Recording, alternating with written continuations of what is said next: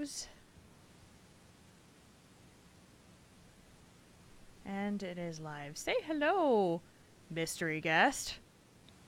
Hello. I might be punking the stream a little bit. I don't know if you noticed. That's not Sharku or Marconin or... I can't, I can't be mean. I can't be that mean. Who you never. I've got Arcane with me to talk to the chat room beforehand, because we're not going to reveal anything until it's time for the show. You guys are going to find out soon. Hey, folks. So, good to see everyone tonight. Yeah, Arcane's here to kind of hang out with you guys. Oh, they're like so not fair.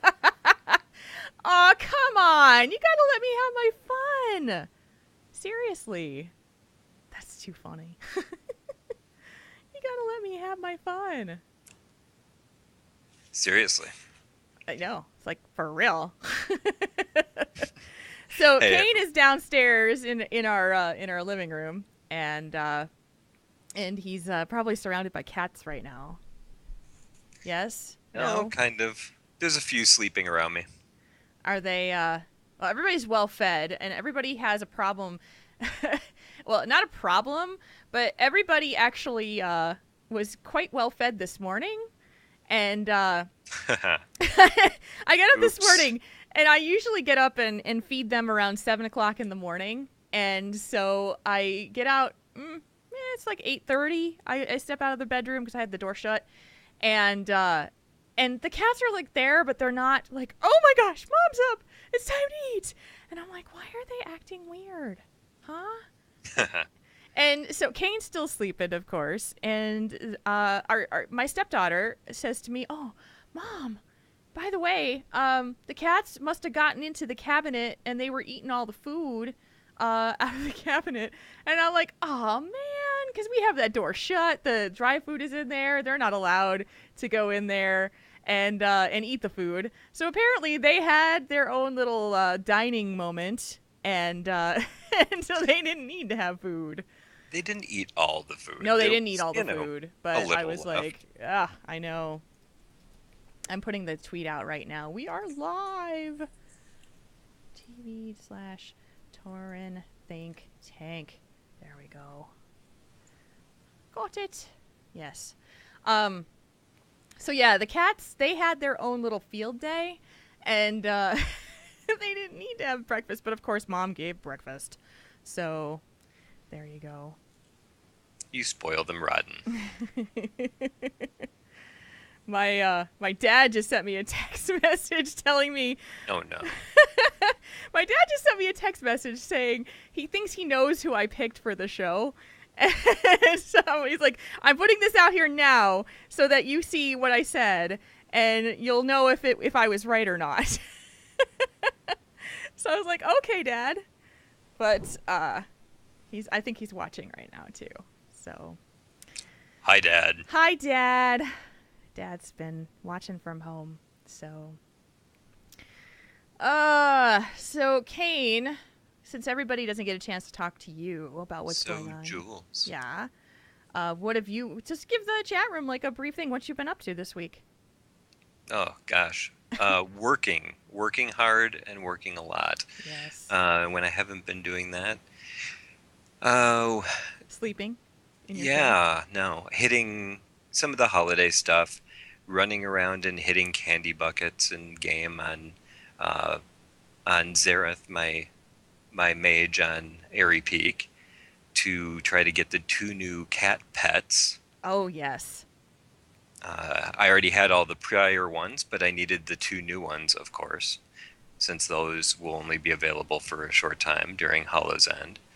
Running Headless Horseman on some of my alts, trying to get some transmog stuff.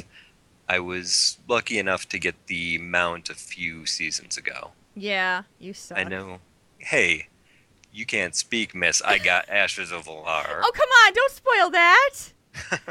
Well, people saw it on Twitter, so it's really not a spoil. Yeah, you kind of put that out there, right? I know. they may have seen that on Twitter, but yeah. But I if you didn't see it on Twitter, I'll talk about it in the intro. So, Okay, Shanka, don't be stealing my audience on your Extra Life stream. Jerk. All these people, I'm so excited about all these people we're going to see in a couple of weeks at BlizzCon, Kane. I know, I can't wait. This is so cool. I'm really, it's just getting real now. It's getting exciting now, and I'm like, I want to go. I met so many of these people for the first time a year ago, Yeah. including both Markonnen and Sharku Yeah. at BlizzCon, and Ash and others. It was great to meet everyone, and I can't wait to see everyone again. I know. I'm so excited. I'm so excited. The only thing I'm not excited about is our 5:50 a.m. flight on Wednesday. That'll be a little painful, flying out that early in the morning. Not gonna lie. I looked at what time we got to LAX, and it's like 10:50 a.m. So we get there before lunchtime. That's crazy. Well, there's some time zone magic in there too, I don't but care. It's still before lunchtime. I don't care. well, I can sleep on the plane. I know you have more trouble with that than I do, though. I do, unless I'm completely zonked out, and then I probably will be just fine. But considering that to get to the airport, we'll probably have to be up at like 3:45 or something like that. I don't think so. So. Oh, why sleep the night before? Oh, no, I'm not doing that again. After we tried to do that at Nerdtacular, that was stupid. I was so grouchy. Like, no, that was really stupid. It didn't help that our shuttle never showed up. Yeah, that didn't help either. So, yeah, and that's another thing I got to do this weekend is get transportation from the airport to the Hilton for BlizzCon, because we got to get up there somehow, and I don't want to take a cab because it's going to cost us a ton. So... But I got some suggestions from our friend Julia, who we've met a couple times at Nerdtacular, and she's going to be there. So, yeah, a couple shuttle suggestions there, so I'm probably going to take care of that Good. tomorrow so we can have that set up. But, oh, my goodness. I'm so excited. We have a new co-host here tonight. And Arcane, if you guys are just joining us now, Arcane is here to give us a little chat, because I want this to be a surprise for you guys. I want you guys to have the reveal just like everybody else does on the podcast. And so Arcane came to hang out with me and just chat with you guys before we started the show. But I know everybody's really excited. I know you guys are super pumped to see who it is. Who did I pick? And it's not going to be too long. It's not going to be too long from now. So Can't wait. I know. I'm hearing I'm quiet, so I'm going to see if I can bump up my volume a little bit. Hang on just a second here. Test, 1, 2, test 1, 2. Did you hear any difference on that, Kane? I hear you just fine. Yeah. And have since the beginning. Okay. I bumped up my gain just a little bit here, but it's kind of capped out on Skype, so I'm fixing that right here. Bring it up a little bit. Test 1, 2, test 1, 2, test 1, 2.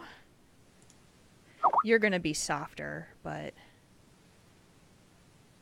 That's okay. Yeah, that I know, super secret co-host. That I know. I need to fix that too. I'm going to actually bring you up just a little bit here. Just a tad right there. Okay. Cool. It'd be good for whoever the super secret co-host is to be able to be heard. I know. Well, it'd be very good for the super secret co-host to be heard. And I think that he will be heard. I gotta kill that. There we go. All right.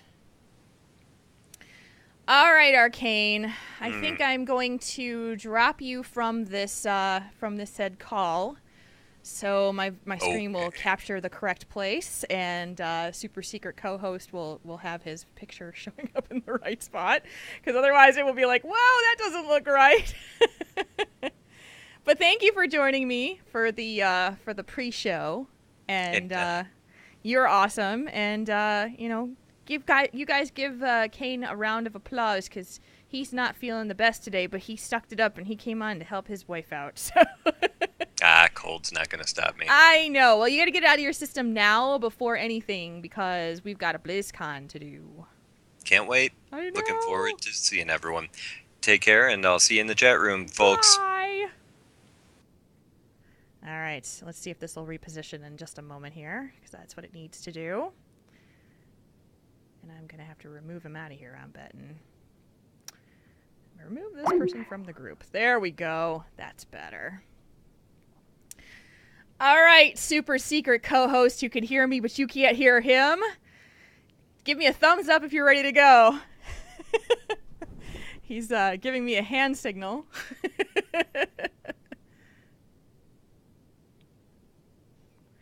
This is so exciting! He's ready to go! All right, so that means we're ready to go. And let me make sure everything's set here, and make sure you can hear this. This podcast is a part of the Signals Media Yes. All-Star. Okay, good deal. Cool beans. All right. Make sure this is set where it needs to be. All right, chat room. You guys ready for this? Are you ready for this? Let's do this. Who do you guys think it is? Who is it? I'm so curious to see who you guys think it is. I'm so excited for this. It's been a long week, and you guys will hear all about it too. There's been a lot going on. Hey, partner, your camera's a little close again. Yeah, there you go. Your camera's a little close. Yeah, sounder is going to be a little loud. I'm going to drop that back just a little bit. It should be good. All right.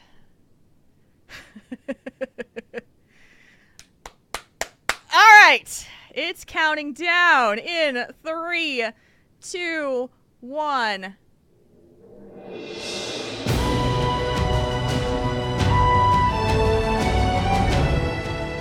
You're listening to Tauren Think Tank, the World of Warcraft podcast for you, the World of Warcraft player.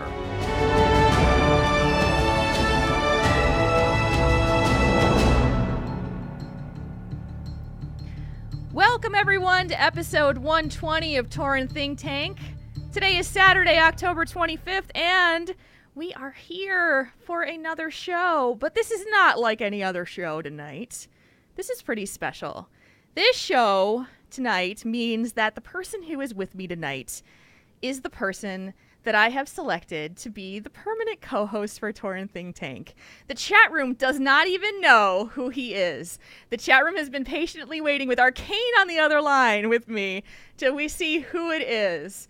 So, I'm going to have this person come up on camera in just a moment. First, I'm going to have him do as he said he was going to do, which would be to stand up and show off your shirt. There, that's perfect. And I'm going to bring the screen in here and let you reveal yourself right now. 3, 2, 1. Who is it? Hey, everybody. It's Mark Coden! Yay! Good evening, Moo Crew. And hi, Jules. Hi. I know we've been doing this. We've been hyping this up for the last hour or so. Yeah. There, and the chat room explodes. Oh, there it goes. Oh. Yay, Mark Coden. We're so excited. I am so excited to have you with me. And I am so excited to have you be the permanent co-host for Tauren Think Tank. Welcome and congratulations. Thank you. I tell you what, this has been quite an interesting month to go through both auditions and get the news and finally be here and officially in this capacity. So I am very thankful and very honored to be sitting next to you digitally as in the other chair. And so thank you for even considering me, let alone picking me. You are most welcome. And I have to tell you that you've done an amazing job. I know this was not easy. I know that it's difficult to come into this kind of situation after a show's been around for over 2.5 years and settle in and be a part of this. And but you did an amazing job. I also want to give a very, very huge thank you to Sharku, who is also going to be a big part of this show. If ever Markonnen is not able to make it, I would be happy to have Sharku here, and so would he. And he is here tonight too. And he is amazing. So, and I have some things I'm thinking about Mr. Sharku. So you may not see the last of him here. I can't reveal anything yet, but the wheels are turning, and you're going to see us all at BlizzCon anyway. So if you're going to BlizzCon, you'll see us all. So thank you, Sharku, for the times that you were here, and you won't be seeing the last of him on Tauren Think Tank, most definitely. So Markonnen, you have had one hell of a week, haven't you? Oh, I have. Yes, I have. What's going on? Oh man, I worked a lot this week. I think it was between 65 and 70 hours this week. And it was very, very hectic, very, very tiring. But I made it to the weekend. And I got to tell you, when you and thank you, Sharku. Thank you, Sharku. I couldn't have asked for a better competitor. It was a very hard race, and thank you. And I'm glad you're going to stick around. So I just saw him in the chat room. Most definitely. And you guys, thank you. The chat room is exploding right now. Sorry, guys. We're just going nuts. Anyway, so lots of work, but you've gotten a chance to be around and enjoy some stuff too.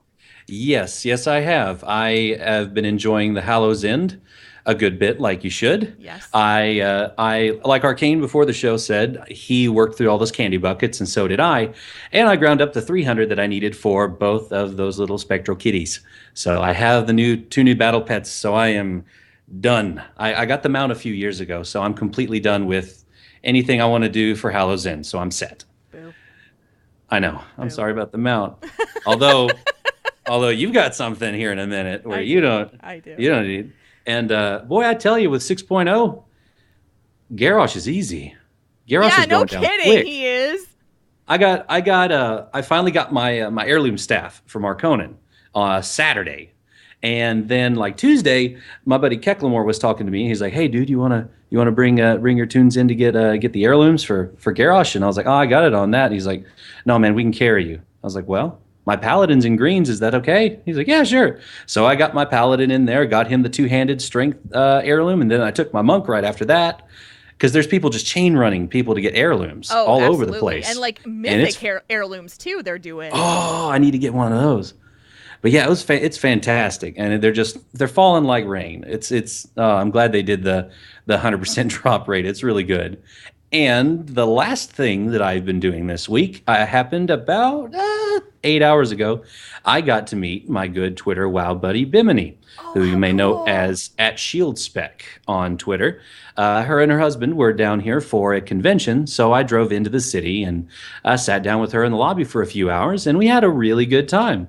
Really great meeting her. We took a picture and put that on Twitter, and then and so I'm going to see her a couple weeks at BlizzCon, along with you and Arcane and everybody else. So it's gonna. Yes, lots and lots and lots of people. So it was great to meet her. I'm really glad that she lives way up north. So it was really a really good coincidence that she was only 2 hours from me. So I got to drive in.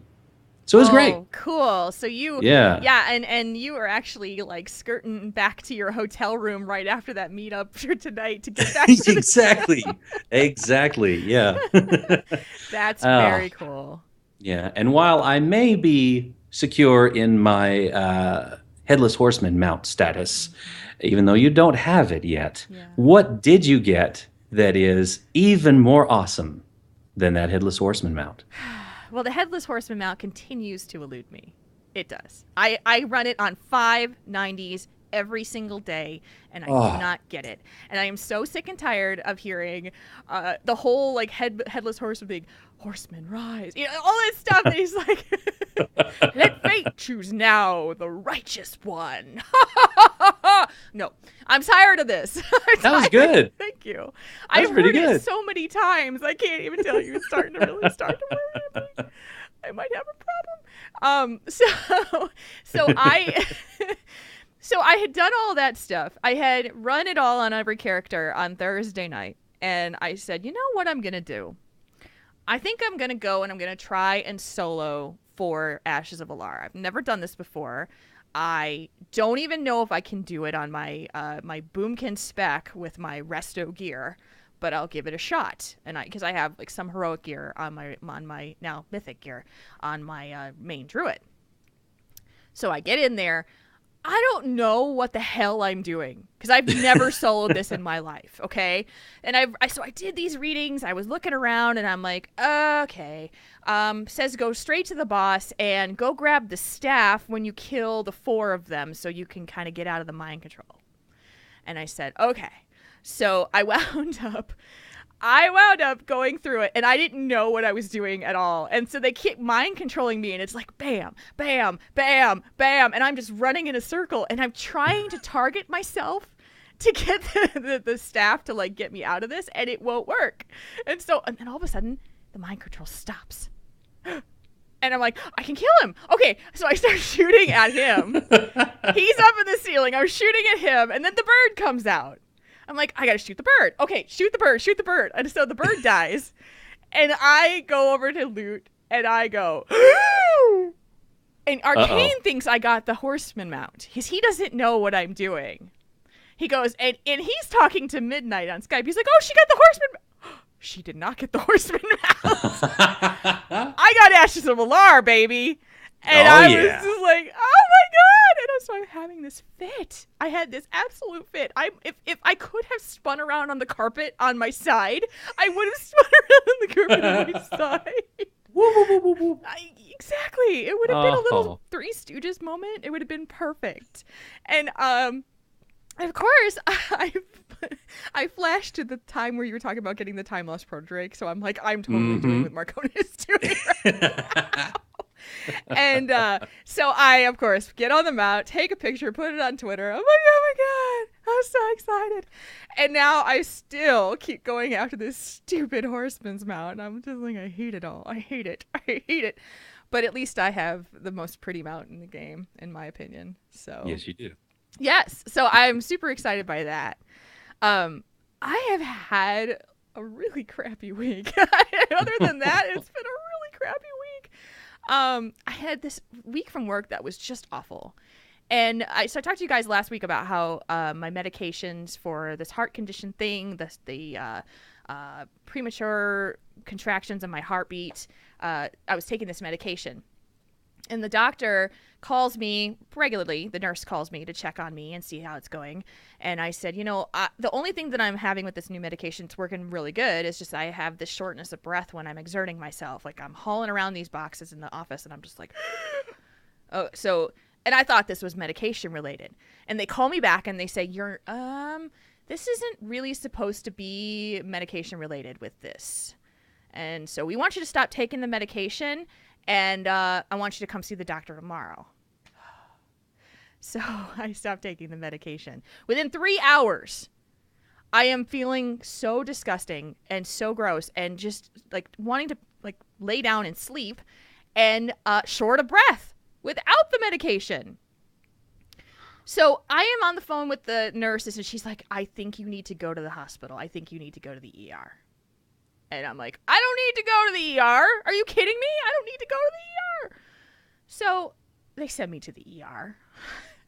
And they do this massive workup on me. Like, I am thrown into a hospital bed, stickers all over to me, chest x-ray, EKG. They're coming in, drawing blood. I have the biggest bruise on my arm. I don't know if you can see this on the stream. And ow. I know. I got this horrible IV bruise because they missed the first time. I'm just like, this is bullshit. I don't need this. I don't need this. And then they go, everything looks okay, but, you should follow up with your doctor in the morning. So that's what I do. And I call my doctor in the morning, and I go to see my doctor yesterday afternoon, and he runs through every test result that I've had. And I am just like, ah! And so I need to go for a stress test. At 40 years old, I have to go for a stress test to see if I have a blockage of some sort. Jeez. I'm just like, I just can't. I'm so tired of this crap. So the chat room is saying it looks like a quoted Nevermore. The bruise looks like a triple T face logo. It kind of does. So it's kind of nuts. So I've just been, it sucks. It just sucks. And so, even tonight, I know under exertion, I get short of breath and, whatever. This show will exert me a little bit and I might gasp a little bit, but I'll be fine. So, so I'll have more news to report next week because yay. All right.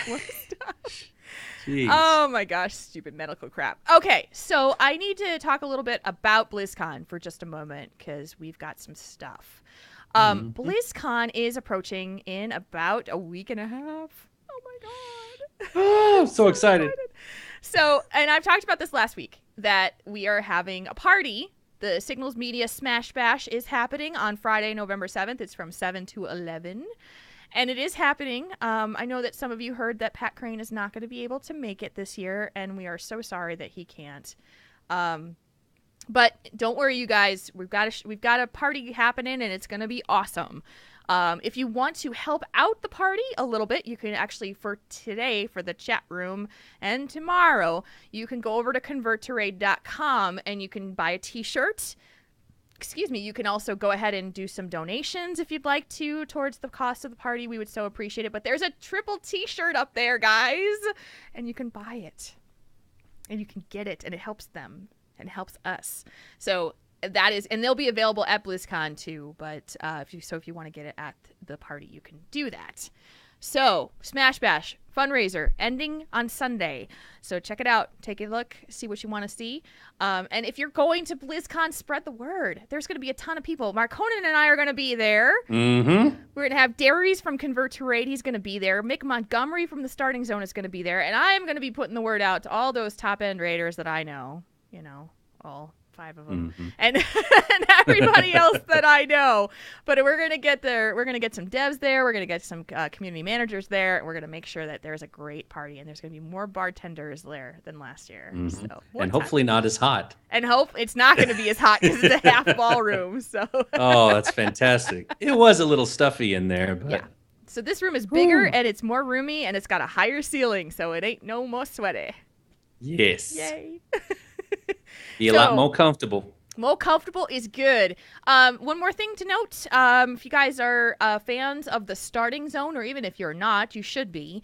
Mick Montgomery did an interview with me about my starting time in WoW and what it's been like for me. So if you want to check it out, it's going to go out on Tuesday. And this interview is a lot of fun. There's a lot of good information on it about the time that I spent playing WoW and the things that are important to me and just gaming in general. So check it out. Starting Zone is the podcast name and Mick Montgomery is the host. So there you go. All right. Should we do some work? Well, it's not really work. Well, yeah. We get some stuff done. All right, let's get some stuff done. Let's do a discussion. Let's kick around some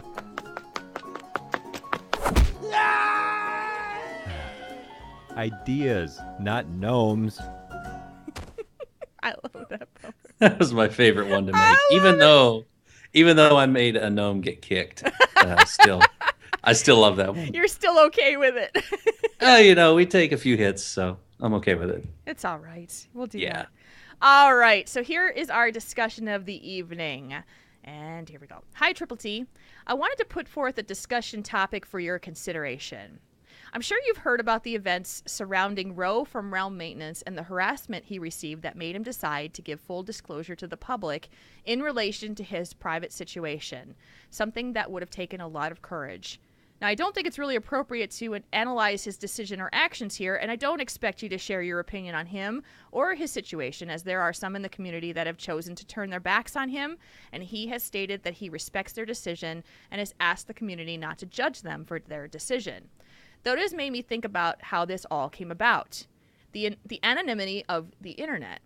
Roe hoped that while using a persona of Roe that his private situation would remain that, private. Though some individual had gone out of their way to create a false persona for themselves to reveal his dirty laundry to the WoW community and ruin his great work, kindness, generosity, and creativity.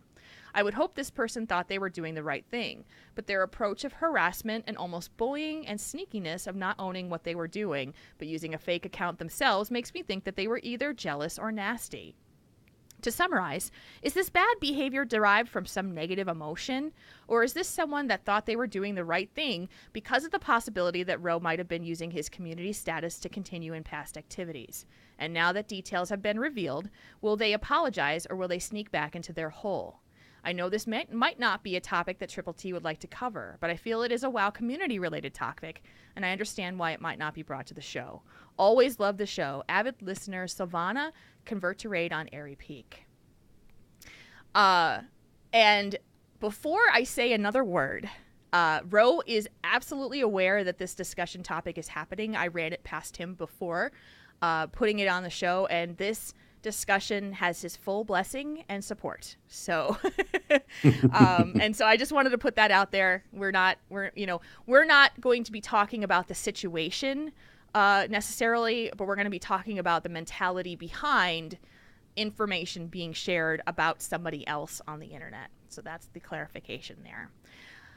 Okay, so Marconin, I need a little bit of a breather, so let's have you Sure. started. Here's that shortness of breath kind of cropping up a little bit. So, so what? Have you ever run into a situation yourself where someone was trying to either get at your personal information or trying to share it? Not specifically, no. I haven't had anything near to what happened to Ro happened to me. I don't really disclose too much information, but no one's really had a vendetta or anything against me to do that, and I don't know if they ever would or anything like that. But so I've personally never had anything like that happen. I mean, there was a time back on the Matrix Online days, I was recruited to be a forum moderator, and those guys have designations of just numbers. It's kind of like, just like forum moderators anywhere else. And we were supposed to be very, and it was like we were controlling ourselves. We were regulating ourselves because we were players as well. And they were always on the lookout for people who could be unbiased and people who could know the rules and follow them. And so I was recruited to do that, and I started, doing the forum moderation, and I accidentally posted a picture, like a funny meme picture or something, under the moderator account instead of my own account. Yeah. And I was like, oh no, what did I do? And some people found that out. And so they kind of, whenever I would edit a post for, flaming or something, they'd be like, oh yeah, well, how about, and they'd leave little kind of like breadcrumb comments about who it was. But that's the only instance I can think of anything remotely close to that. Okay. So yeah. And so I will say this too, because some folks in the chat room asked what happened with Ro, and if you would like to know, he did post a blog on Realm Maintenance, and there is an episode of Realm Maintenance where he talks about it. And the situation, just in very brief, is that someone who lives in his area found out that Ro was on a list of registered sex offenders from an incident that happened many, many years ago, which was not his. It was something that was outside of his control. But however, it was put into the registered sex offender directory. And so you can hear about the story about what happened to him and how he became accused of this, and and how he had to settle for what they had to do because he had no choice. And some people in this world are not the kindest. So that's all I'll say. But this letter actually, or this letter that we got today for the show, and it has been around for a little bit, is that it actually became very, very relevant right now because of things that have been happening on the internet currently. And one of the things that's been happening most recently is the situation about Gamergate. If you're not familiar with Gamergate, do a lot of reading because there's a lot of stuff out there. Unfortunately, I have done a lot of reading about this because it is something that is very relevant to what we do. There is a movement out there currently of people who feel that they want to stand for ethics in journalism, in gaming journalism. That's what they say they want. But their methods, there's a fringe of them that are doing things, very, very horrible things to female game journalists, game developers, women in gaming, to drive them out. And so just you can just read about it. There are so many articles right now. It's kind of crazy. But what happened this week is something that was very, very tough for me to watch. Felicia Day, who is famous for her online web series, The Guild, many other TV shows that she's done. She is an avid gamer, WoW player, and nerd culture enthusiast. She runs the Geek and Sundry website and YouTube channel. She posted a blog this week, and she posted a blog about her opinions about Gamergate, and said that she's been holding off because she's been so afraid that someone is going to go after her in a form that's called doxing. If you've heard of the term doxing, it's when someone goes and finds your personal information and posts it in a public forum. So your address, your personal website, your personal email address, your phone number, and puts it out there for public consumption. And she posted this what I thought very poignant blog. And within minutes of that blog being up, in the comments, someone doxed her. And it was removed and the comments were turned off. But it made national news. If you do a Google search, you'll find articles about this. And this topic is so hard for me to understand. I understand why, I understand that there are very angry and sadistic people out there who want to hurt others. And so, and want to prove a point that they can have the control, because that's what it is, I think. In all of this, in Rose's situation and Felicia's Day situation, it is about gaining control. So the person who who exposed Felicia Day's information, they wanted to prove a point. They wanted to prove a point that that they could do this to her and that she had no control over it. And as a female in a more public forum like we are, I have to say it scares the hell out of me. It does that somebody would do that. I mean, I know that this is not something that is unfathomable for you, Mark Honan, because you would never do anything like this. But I can't understand it. I don't either. I mean, I can. I don't understand it, but I can see. This is kind of, you feel. How the computer screen empowers you, and how your ability to search for things on the internet empowers you. And so, if you think that way, if you are, because I'm personally not completely informed about Gamergate on these kinds of things. I kind of left it alone because it's kind of it doesn't. It's not that it didn't affect me. It's just that nothing has either hit close to home for me, or I just didn't. I was uninformed about it. And I mean, just someone getting doxxed in general is bad anyway. But these people that think this way and that have these ideas, whether it be they don't want women in gaming, which is a stupid idea anyway, why not? There's no reason, it's not a boys' club, for crying out loud. Yeah. I mean, it just boggles my mind about this. But if these people have the tools to do it, they're going to do it, because that's the way they think, that's the way they are. And, with how connected our technology, and it is honestly scary. I mean, you can find out almost anything if you have enough information. Yes. I could do it if I wanted to, but do I? No. Why not? I don't care. Right. It doesn't matter to me. Right. And that's something, I think that point right there is a point where I want to dig in a little bit further, because I think a lot of times we live in a culture where we're so involved with what everybody else is doing, that we feel that we have the right to be a part of it. We have the right to share our opinion about it. And what I'm scared about too is the feeling that people have this need to tell someone that they're not right, or they're not fair, or they're not allowed, or they're, you're talking about gamer developers like Brianna Wu and Zoe Quinn are part of this. They've been threatened with rape, with death. They've been driven from their homes. Anita Sarkeesian is a feminist. She's a feminist journalist who talks about these things. And I don't know if you saw this in the news, but she was going to speak at a university in Utah. And someone called and said that there was going to be a massacre, a shooting massacre, if she was allowed to speak. This is what happens.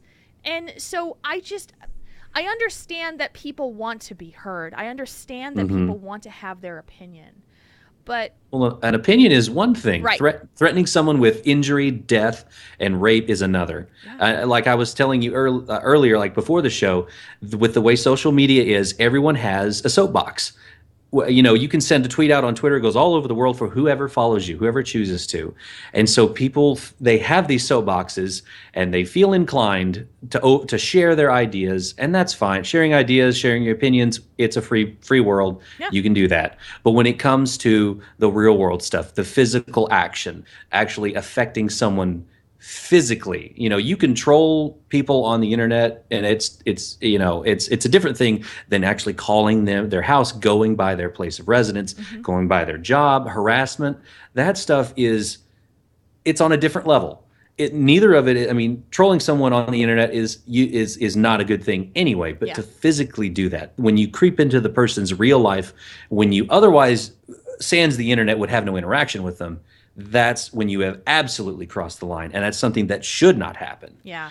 And it just, whoever's got this soapbox, they want to be heard, and if you're not, I think it's just a continuation of that logic of thinking, well, like you were saying, this is my opinion, and you're gonna listen, and you're gonna understand it, and you're gonna agree with me, no matter what happens. If I have to force you out, I will. Yes, and that is the thing that I can't. So. This may be a blanket statement, but I really can't think of an example of where it doesn't apply, and maybe you can. But in a situation where you are talking about your opinion and you are so focused on telling someone your opinion and expecting that they will believe you, and if they don't, then you threaten them, that it is a problem with you. It is not a problem with them. It's a core problem with you, and it comes in all these different forms. Some of these people really truly believe that they're social justice champions, that they're exposing this information to help others, to expose, to whistleblow, to tell the world about this injustice, to tell people that this is something that we can do. You better watch out. And but then it graduates to threatening a woman with rape, which, I'm sorry, but men don't get that most of the time. Men don't get threatened with rape because it's about power. And it's about exerting and overseeing power on somebody else. And so there is, and when you get down to the core thing, there is no worse way to take a woman's power than to threaten or rape them. And it's just, that is the thing. So these people know that's how it can be done. That's how I can take her down. Because it doesn't work with a man. And unfortunately, we have these gender differences that cause these problems, but also, because we have these gender differences, it also makes us good. And I just have this problem. I understanding how people hate so cleanly, so clearly for someone because they're a different gender or a different race or a different sexual orientation. It is so hard for me to understand it. It is so hard for me to fathom it, but it happens everywhere. And sometimes, Mark Honan, it's hard for me not to feel like the world sucks when you read this stuff. Yeah, it definitely doesn't make your day any better. I know that much. Yeah. But I can't think of a situation like you're asking. I can't think of a situation either where that would be okay, because opinions are that. They're opinions. Yeah. They're not facts. They're opinions. They're what you think. And the only space that an opinion is true is between your ears. That's the only place that it is true. Yes. So let me ask you this. Gosh. We are voices within the WoW community. And like it or not, we live in a community of WoW players. We all have the opportunities to express ourselves via social media, via blogs, that kind of thing.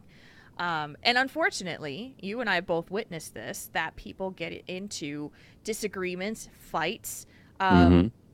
Friendships lost because opinions aren't shared and people are not willing to listen and hear another option. It's just a blanket. This is my statement. This is my fact. Mhm. This is how it is.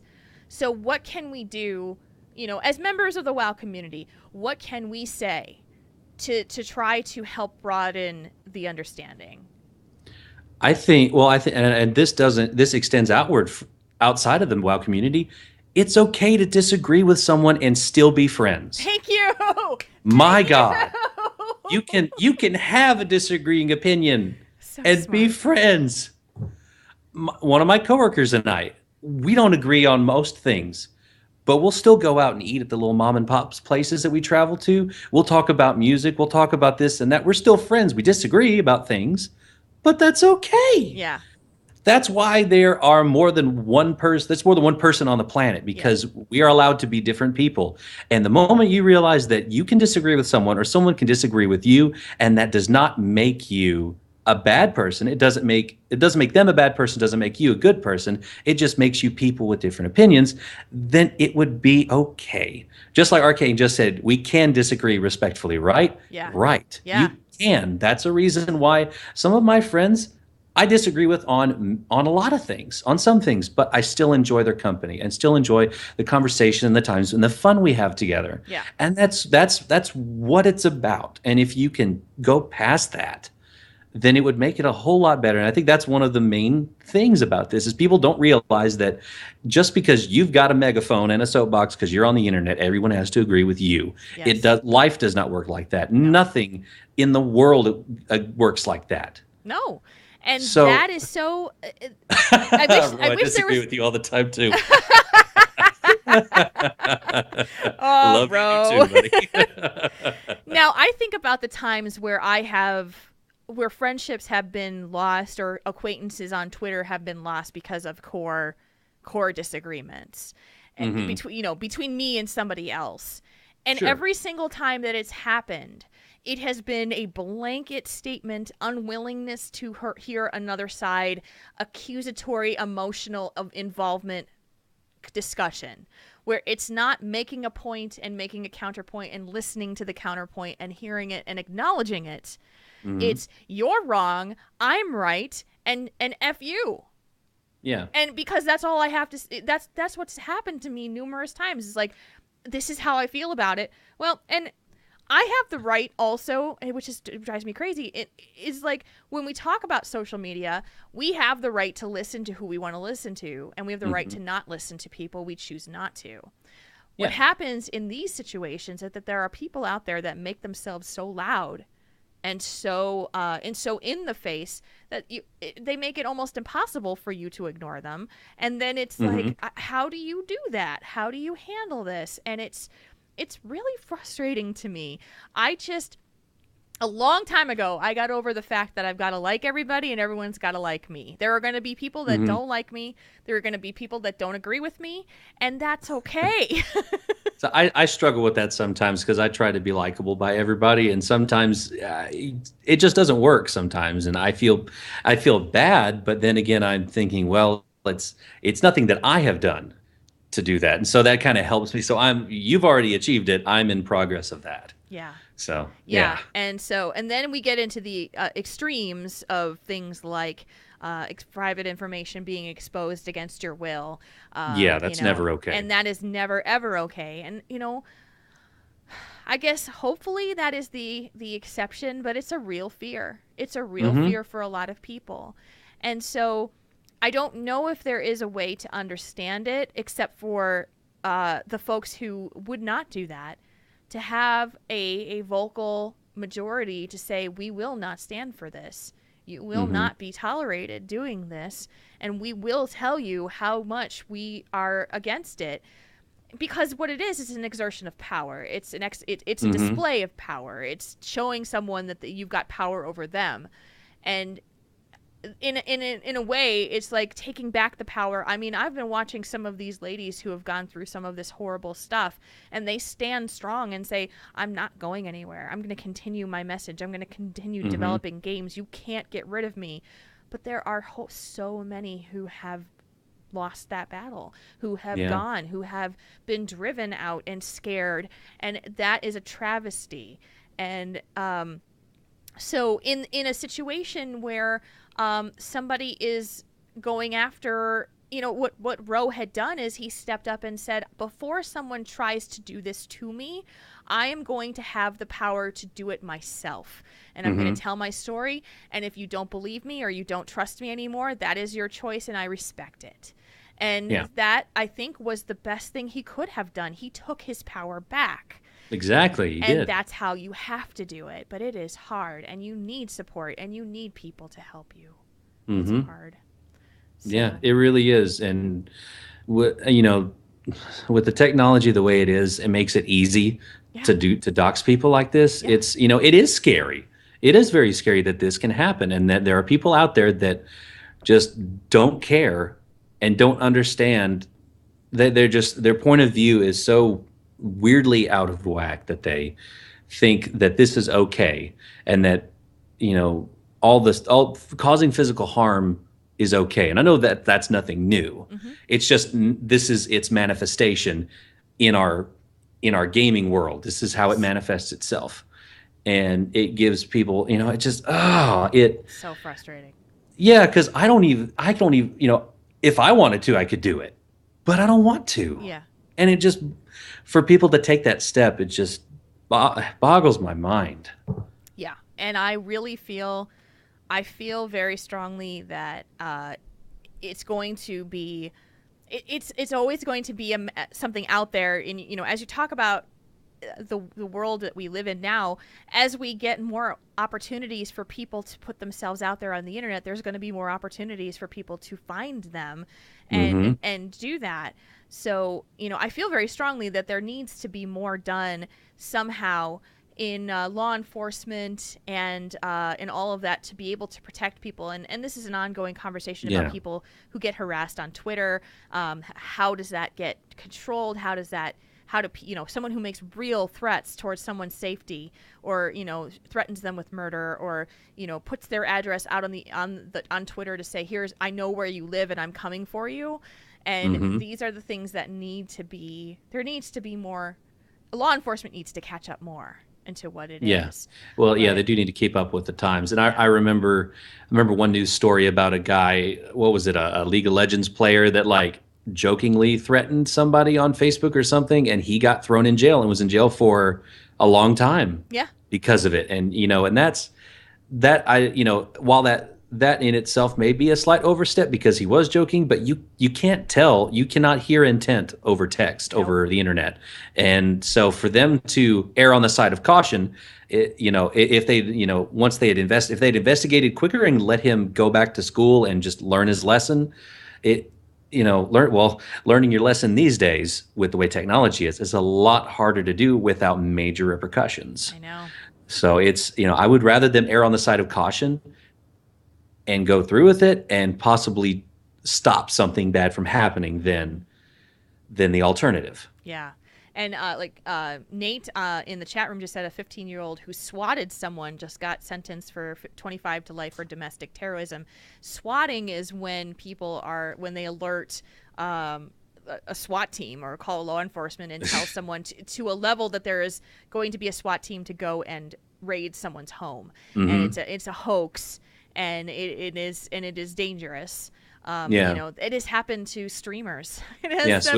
Swifty happened to, and it's horrible. People think it's a joke, and it's not a joke. No, it's kind of a real world manifestation of trolling. But that is, when you break into the real world with it, that's, like I said earlier, that's when it's absolutely crosses the line. And to involve the police. Are you stupid? Yeah, but some people really do think it is okay, and it's either funny, or it's or it is really like a sociopath level of just not understanding what right from wrong. There's something wrong with that boy. I don't know, something messed up in his head, I tell you. We need a name for that voice. We need a name for that. It's gonna be like Bubba or something. Should we call Well, I him? got down the street. He was on that internet, and he called somebody. He was named Swifty. I don't know whatever that guy was. He like does some videos on the internet, not them creepy kind, just some other regular kind. And he called law enforcement. And I told Norma Jean, I told her, now you gonna get in trouble for that. Sure enough, he got arrested. That boy's in jail. I think we have a winner in the chat room. Darglum said it's Cletus. I think that's Cletus right there. Yeah. My name's Cletus. Middle name's Bubba, but only my mama calls me that. Oh, we're gonna have so much fun with these voices. Well, we got Cletus and Bubba Conan. Let's go. Bubba Conan. Bubba Conan. Yeah. Matthew McConaughey. All right. Cletus Bubba Conan. There you go, baby. I'm gonna need somebody to draw some fan art of that at some point.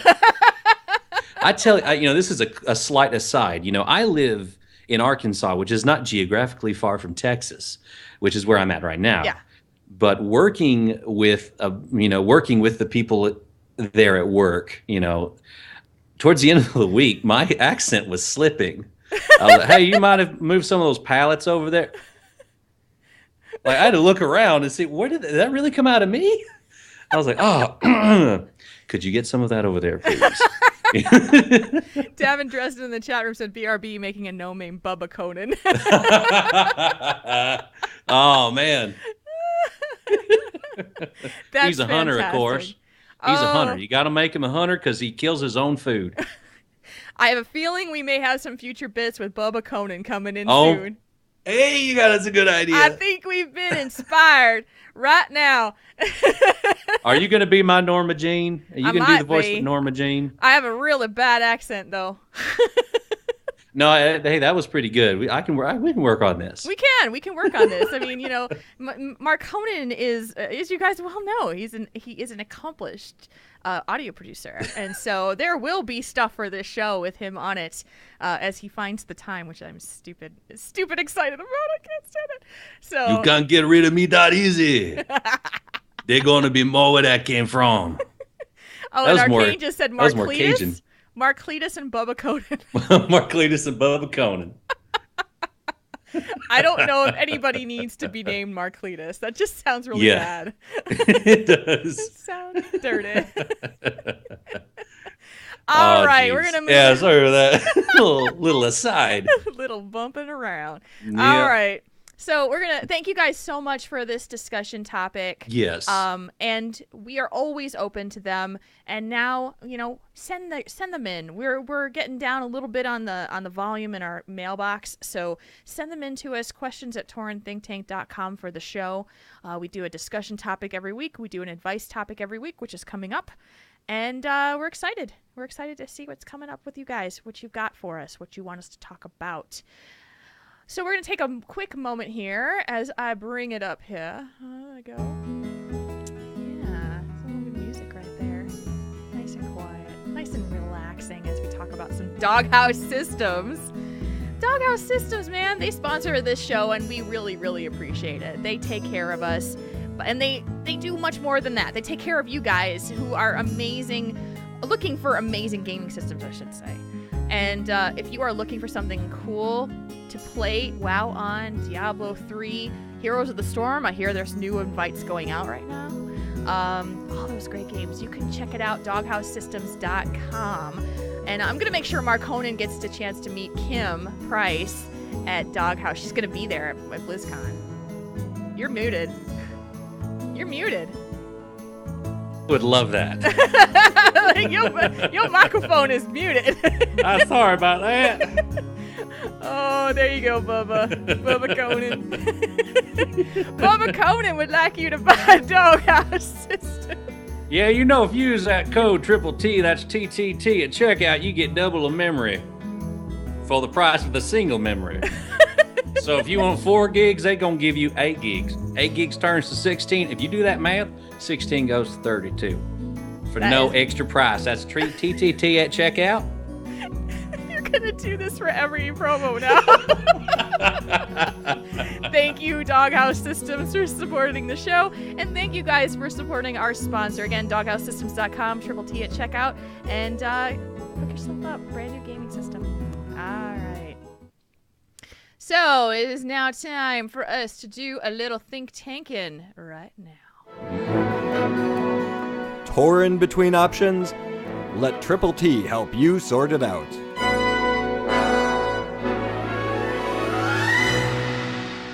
All right. Here we go. I like this question. I think this will be a good one for both of us. Mm-hmm. Hey, Triple T. I'm writing in to ask you guys about some social issues I've had for a while. I don't make friends too easily, and it showed up in my WoW gameplay. Frowny face. Oh. I've been playing since vanilla off and on, and I've made no friends in WoW. I listen to a lot of podcasts, and they talk about how the people are why they keep playing, and I've never really stayed close to in-game people. I'm not currently in a guild because I've been playing so little. I hope to join CTR with the patch dropping, but I'm afraid I'll not make any friends or not have the time to dedicate to the game to actually make any. With BlizzCon upcoming, I'm afraid I'll go to the Hilton and not have anything to say to people. I've been to every BlizzCon. I love it. But I've never really gotten into talking to too many people. I'm just nervous and awkward, and I have no idea what to say. I went to the CTR party and got kind of overwhelmed. I didn't know anyone, and it was so hot. I saw Pat Crane and got all fanboy nervous and then intimidated because he was taller than me. So I bailed. So Triple T, how could I be more social and make friends in-game and at the con when I really don't have much to say? I've left every BlizzCon feeling like a nerd that can't socialize with nerds. Sorry for the wall of text. Thanks for reading it and continuing the show. Go Jules /hug. Hopefully I can say hi at BlizzCon if I'm not too nervous. From Torrance. I know this feeling, man. I know it well. So go ahead and start. I have a story, but I want you to start first. Okay. Well, I was in that spot last year because last year was my first BlizzCon, and I fanboyed out quite a bit. I mean, I like when I walked into the Hilton that Thursday night and I looked over and saw you, Jules, and Pat Crane. I got like the nervous, and then you saw me and like you said hi and came up, and so that helped. But man, I was so nervous. And like when I saw Scott Johnson, I was nervous, and all these people and for me, when I go into situations that I don't know anybody, large groups of people, I kind of clam up. I get nervous and awkward and I kind of shield myself up, and it's almost like, I don't want to be here. It's weird. I don't want to, and just kind of get that balled up small feeling. And it's only when I know somebody that it actually gets easier for me to interact. Yeah. So by the end of BlizzCon, it was fine. Yeah, so, it's just getting over that initial hump. It is. That's the hardest step. And if you've been to, Torrance has been to every BlizzCon, so he knows exactly that feeling. It's like going around, and you clearly see people that you recognize or that you know are playing WoW because they wear the shirts, they look like they do that. And I just think that's, I know that feeling so well. Ro in the chat room is saying, I remember when Jules first saw me, I think I probably screamed and gave him a huge hug. I think I did that with Marconin too. Yes, you did. I get so excited when I see people that I know, because it's just like this connection that's just instant, and I get really excited. And when I'm drinking, it's a little easier there. A little bit easier. But I'll tell you guys a story, and I may have told this before, but if you haven't heard the show before or it's been a while, I'll tell it again. So my very first con of this sort was Nerdtacular 2012. And it was just after we had started Tauren Think Tank. It was like a month after we had started the show. I'd been listening to podcasts for years, and I didn't really know anybody, and nobody really knew who I was. And I was talking to Kane, and I was just like, I'm so nervous. And I mean, I really hope I meet Scott Johnson, and I hope I meet Pat Crane, and I hope I meet these people that that I've listened to for a long time. And the very first night that we were there at Nerdtacular, in the lobby of the hotel that we were staying in, there's Pat Crane sitting at the lobby area with a couple of guys around him. And I was just like, my heart just goes, oh my God. I don't know what to say.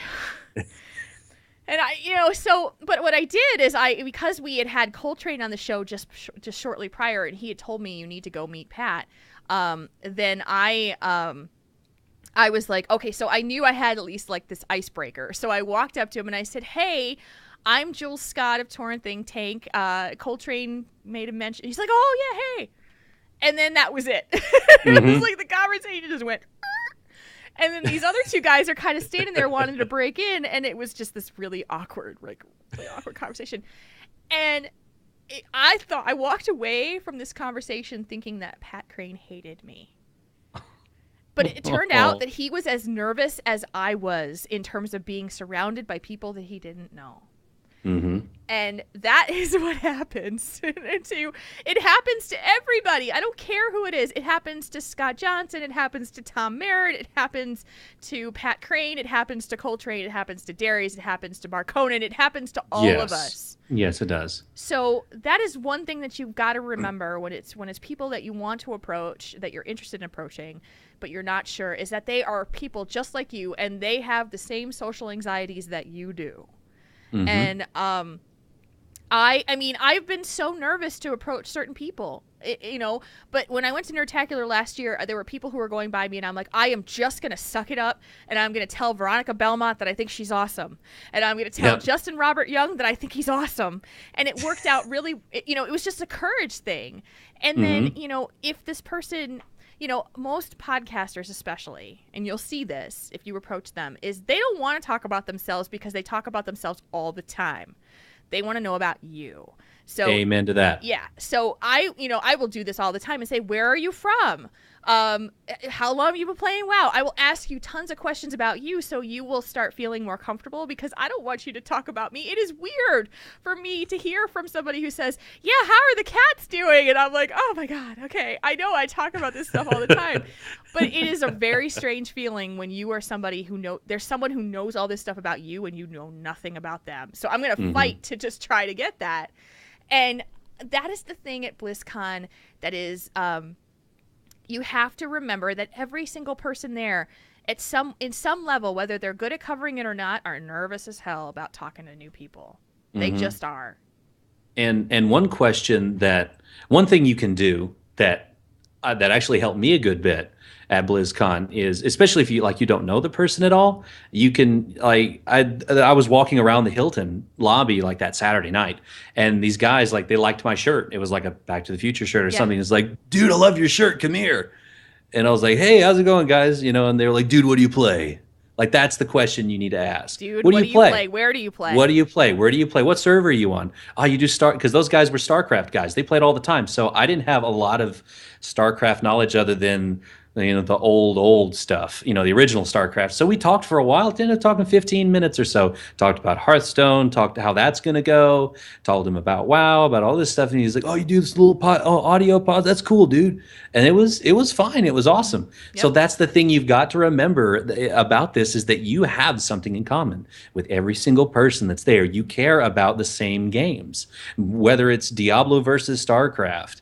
You are interested in this gaming company, and you have a deep appreciation for them. Yes. So that's the first thing that I would tell him, is that just remember, we're all gamers, we're all people, and I know it's nerve-wracking. I had to be dragged to meet Coltrane last year because he was the number one guy I wanted to meet.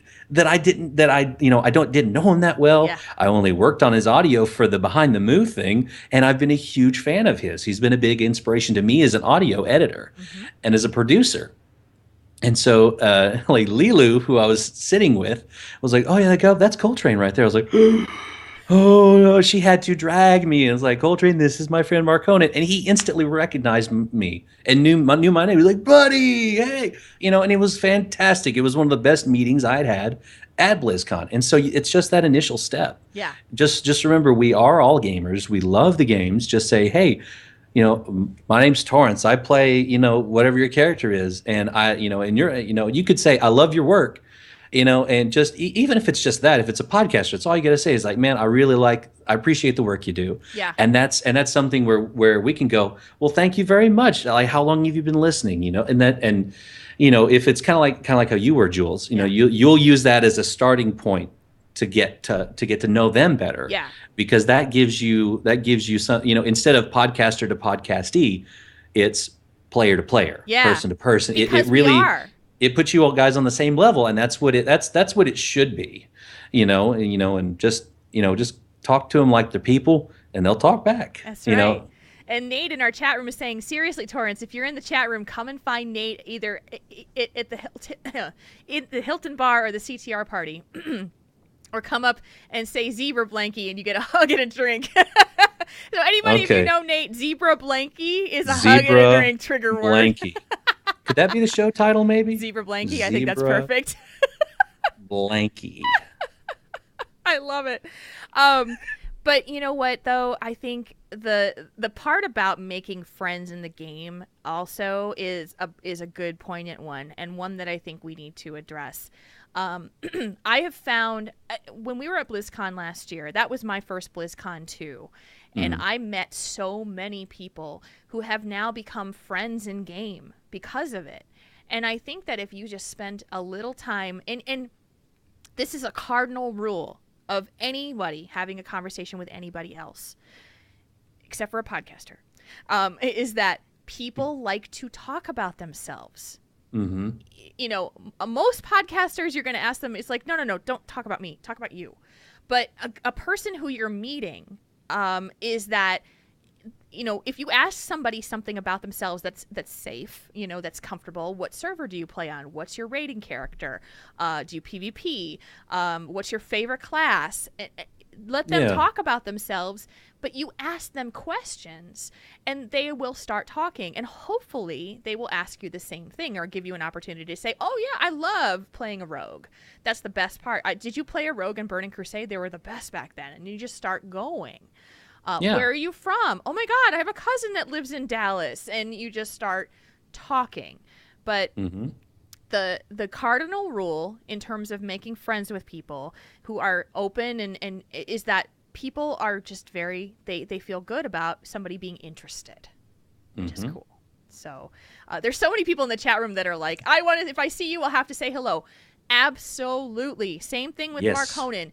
We are always, always, always happy to meet you, give you a hug. At least me. I'll hug everybody.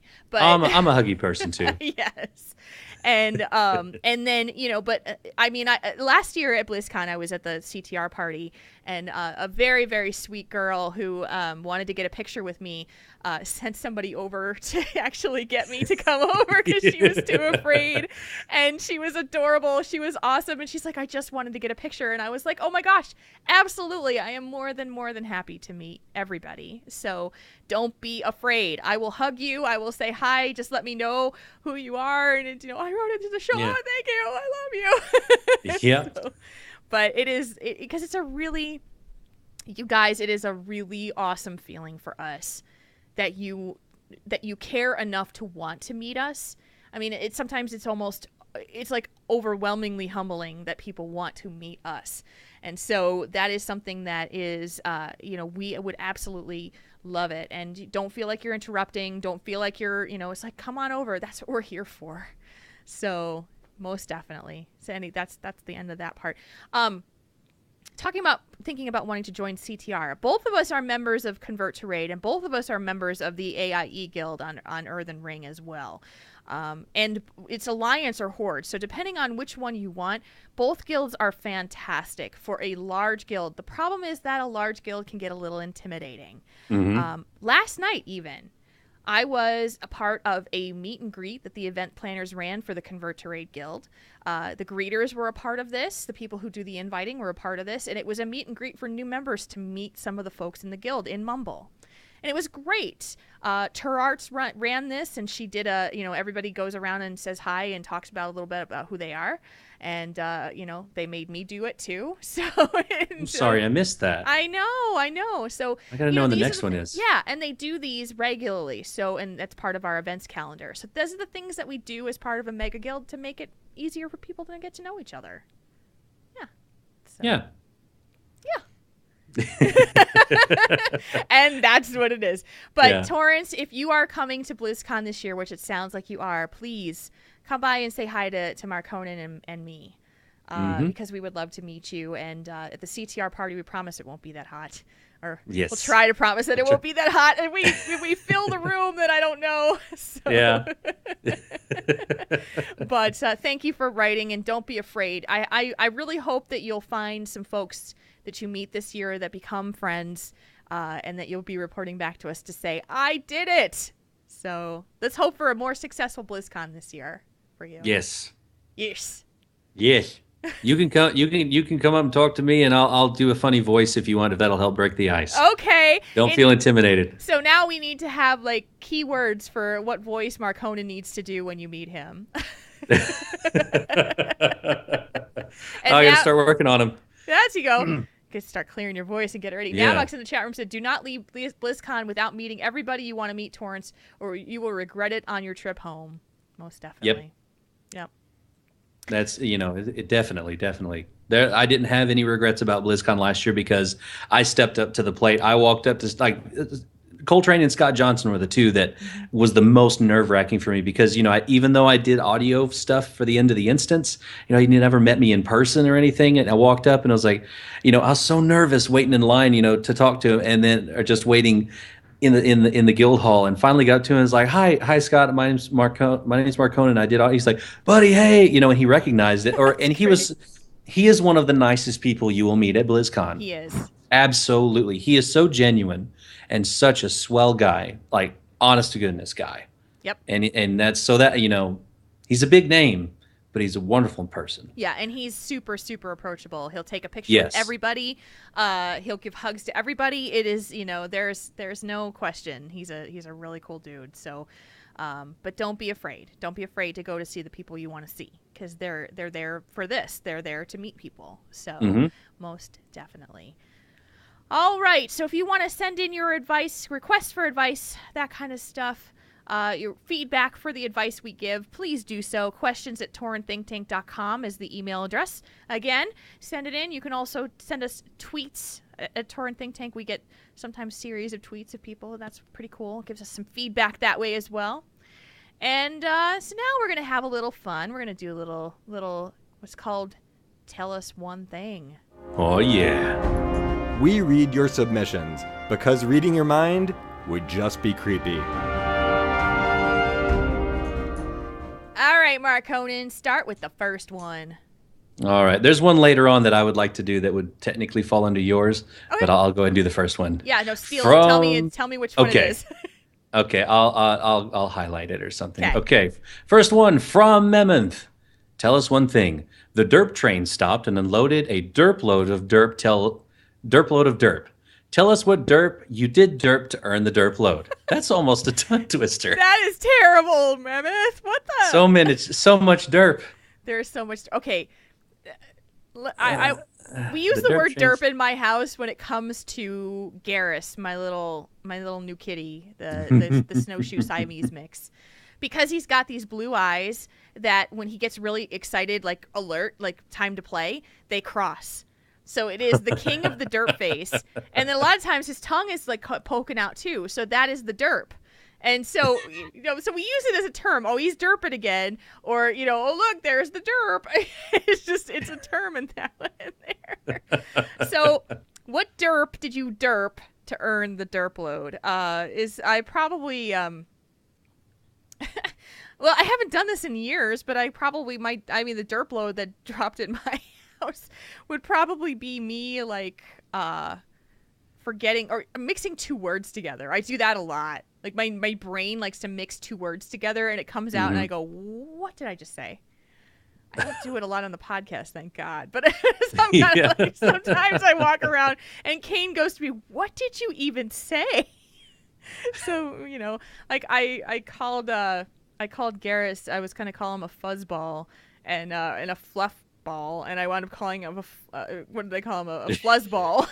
Fluzzball. Fluzzball. It just kind of came together. So it's just kind of fun. But I don't know. My answer sucks. What did you do here? Well, I guess it's sometimes I will let my thought train go. I will say something to somebody And then my thought process will go on a journey across a mountain, down a river path, and then over multiple borders of countries of different languages and cultures. And then I'll say something on that end of the destination. They're like, "What?" Like they're like, "What?" It's like something not even remotely related to what we're talking about in the conversation. So that's what it is. That's kind of how. I think that would be my derp. Is my derp train is when my thought train derps. When I derp through my thought train, yeah. My thought train. And of course, Nate Shieldbearer in the chat room says my progression socks is my true derp. Yeah, that is very. I couldn't stop it. It was just. I mean, I was saying it at work. I'm like, yeah, I'm wearing my progression socks, and they just look at me. But again, they just look at me anyway because that's part of the deal. Yeah, that derp was legend derpy. Legend derpy. I made you giggle on that one. I know I did. Yes, I just had to laugh at myself because otherwise, it's just gotta laugh at yourself when you do stupid stuff. I do it all the time, so I laugh at myself a lot. All right, from Muzzy AIE, with BlizzCon fast approaching is what I was to say. BlizzCon fast approaching, who would be your dream interview candidate?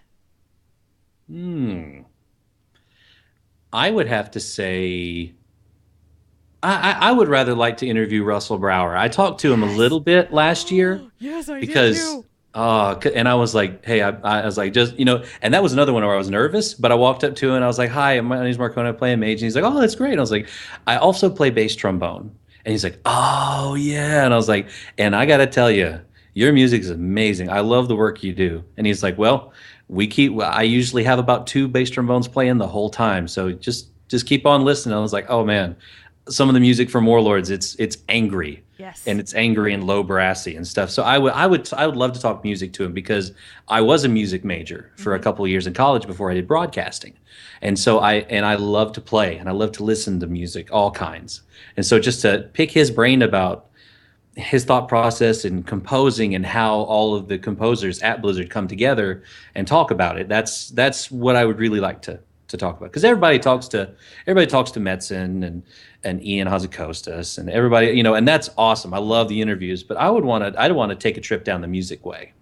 That's what I would want to do. Yeah, and I was lucky enough to have about a 15-minute conversation with Russell Brower when he was at Nerdtacular, which was a nice smaller venue. And I had a really nice conversation. We talked about people listening to the music in game while they play and how some people actually turn it off, which makes me just want to cry. Yeah, and so you make me want to cry, Marcona, because your face. Look at your face. Only sometimes. Oh, sorry. I know. Some people don't do it when they're rating because it's distracting. because it's too many sound effects are going and everything, and so I have some music playing in the background, but it's like Spotify in the background. Sure. And listening to Vent, but like especially when I first do an area or first start questing. Or the first day the expansion drops, it's all music, all stuff. And I buy the soundtracks, so I do appreciate the music and I like listening to it. It's just every day I can't. It's the same tunes over and over. Yeah. And so I'll put on some different music. But I do love the music, like I said. I'm sorry. I know you do. But we had this conversation with Russell Brower, and now you're just ruining it. No, I'm kidding. No, no. I'm sorry, Mr. Brower. I'll listen more, I promise. Please, I promise. But it was fantastic. So I'm torn between 2 dream interviews. There's one that I have in my head that I've actually been fighting for forever, but unfortunately they cannot do interviews with fan sites or podcasts, and that is the community team, the CMs, Nethera, Bashiak, Zarim, Doxari, those folks that I would love to just have them in a room and talk about the community and the management that goes into the process that goes into it, because it is something that their job is tiresome and thankless, but also very, very rewarding for most of them. And I would love to have the opportunity as a group to talk about this community. I missed lore. Navox just pointed out I missed lore, of course, and just to talk with our community about their community, the community that they see and how they handle it. Because we all are part of it, but that's one. The other is that, I would love to have a very in-depth conversation with Chris Metzen about not the development process more, but again about the player, the people that they meet, the people that they design for, and the community background that they've had in the past where they've developed games, and what it's been like for them as developers, and what are their challenges, and those are the things that I want to, because I'm always thinking about that kind of thing when it comes to the community. But people get the devs because they want to talk about the game development, not necessarily the outside stuff, and that's what I want. So we had a chance to talk to Chris Metzen for just a brief time, and it was right when I launched because of WoW last year. And somebody, I think Spencer HD was with me, and I think he said, this is the person, she did this site for people who want to share the meetups and the pictures and the stories because of World of Warcraft. And he was like, oh, that is so cool. And I'm like, oh my God, Chris Metzen thinks that is so cool. Oh, so that was awesome. And I've been pushing, because BlizzCon is coming and everybody is so excited. BlizzCon kind of prompted because of WoW, and so it's coming back up again, and it's tweeting more. So I want to see those stories with the hashtag because of WoW when we're there.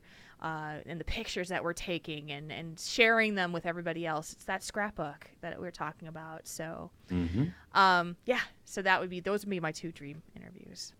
All right, next one. Alrighty, let me pull that up. From Reaper Scoob. Tell us one thing. What has been your most memorable moment in podcasting? Okay, I think I may have talked about this one before. It was when I had Scott Johnson on this very show around this time last year, a little past this point. Just because Scott Johnson has been somebody, he was the very first podcast I ever listened to. The Instance was the very first podcast I ever heard. And I've been listening to him for so long that it was like, I model a lot of the things that I do after how he does his shows and how he puts himself out there and how he does things. And, we both have to have our own distinct qualities. But I always, it's that whole voice in my head say, what would Scott Johnson do is what I would think about, because I really admire the man. I think he does something very amazing with him. And with what he does and how he does it. So when that show was over, I'm like, that's it. I've peaked. I've done it all. I've done everything I wanted to do. Thank you. Good night. And just drop the mic. So that was definitely one of my most memorable moments in podcasting. Probably the very first show I ever did too was just like, oh my god, what am I doing? How about you? What's been your most memorable moment? Right now. Aww. My first episode on Triple T. First episode as a permanent co-host. I know. That's awesome.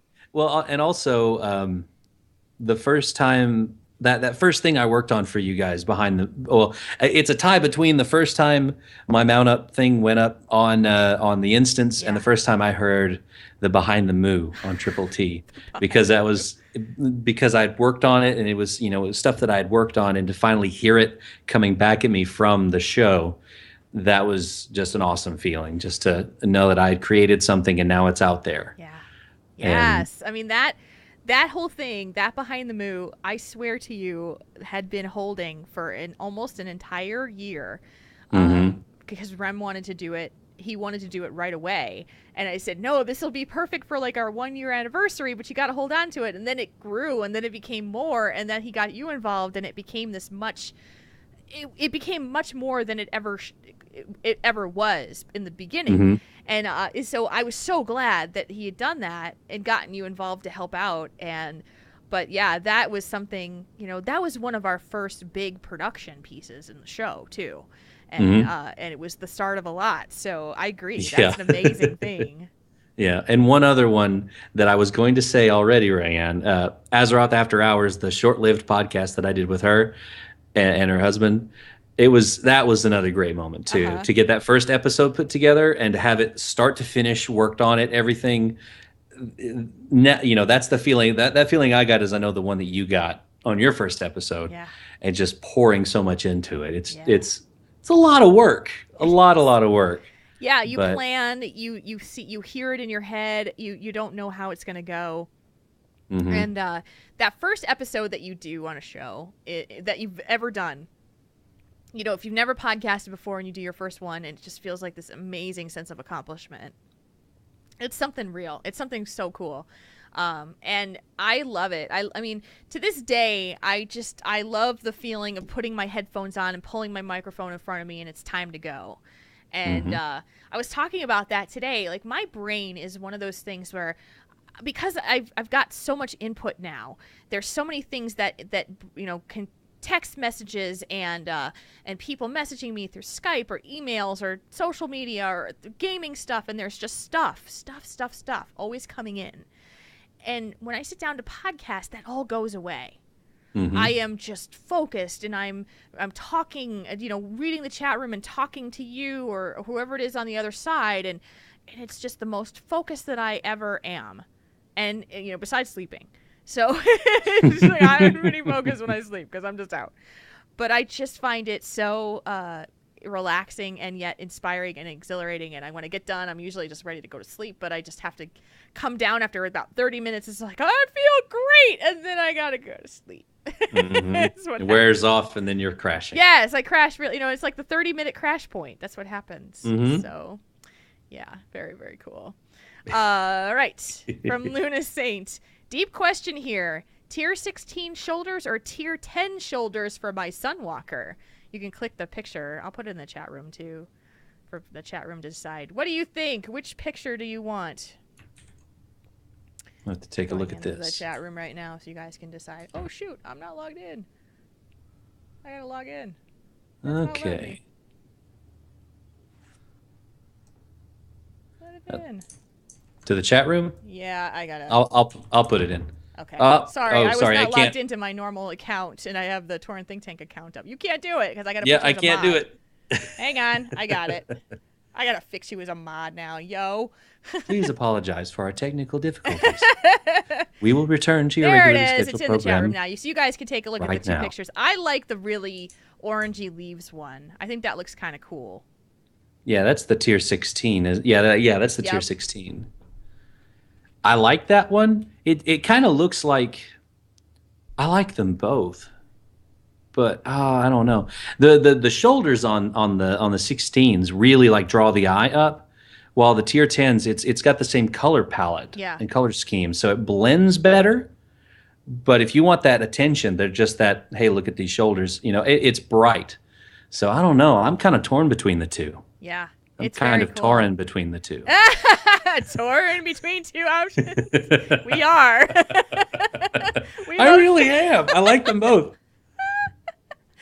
I like the orange. The pop of orange on the shoulder seems to be better for me. That's my opinion. Yeah. But orange is my favorite color, so I'll just go ahead and pick the same one because it's I dig it. Okay. I like them both, but yeah.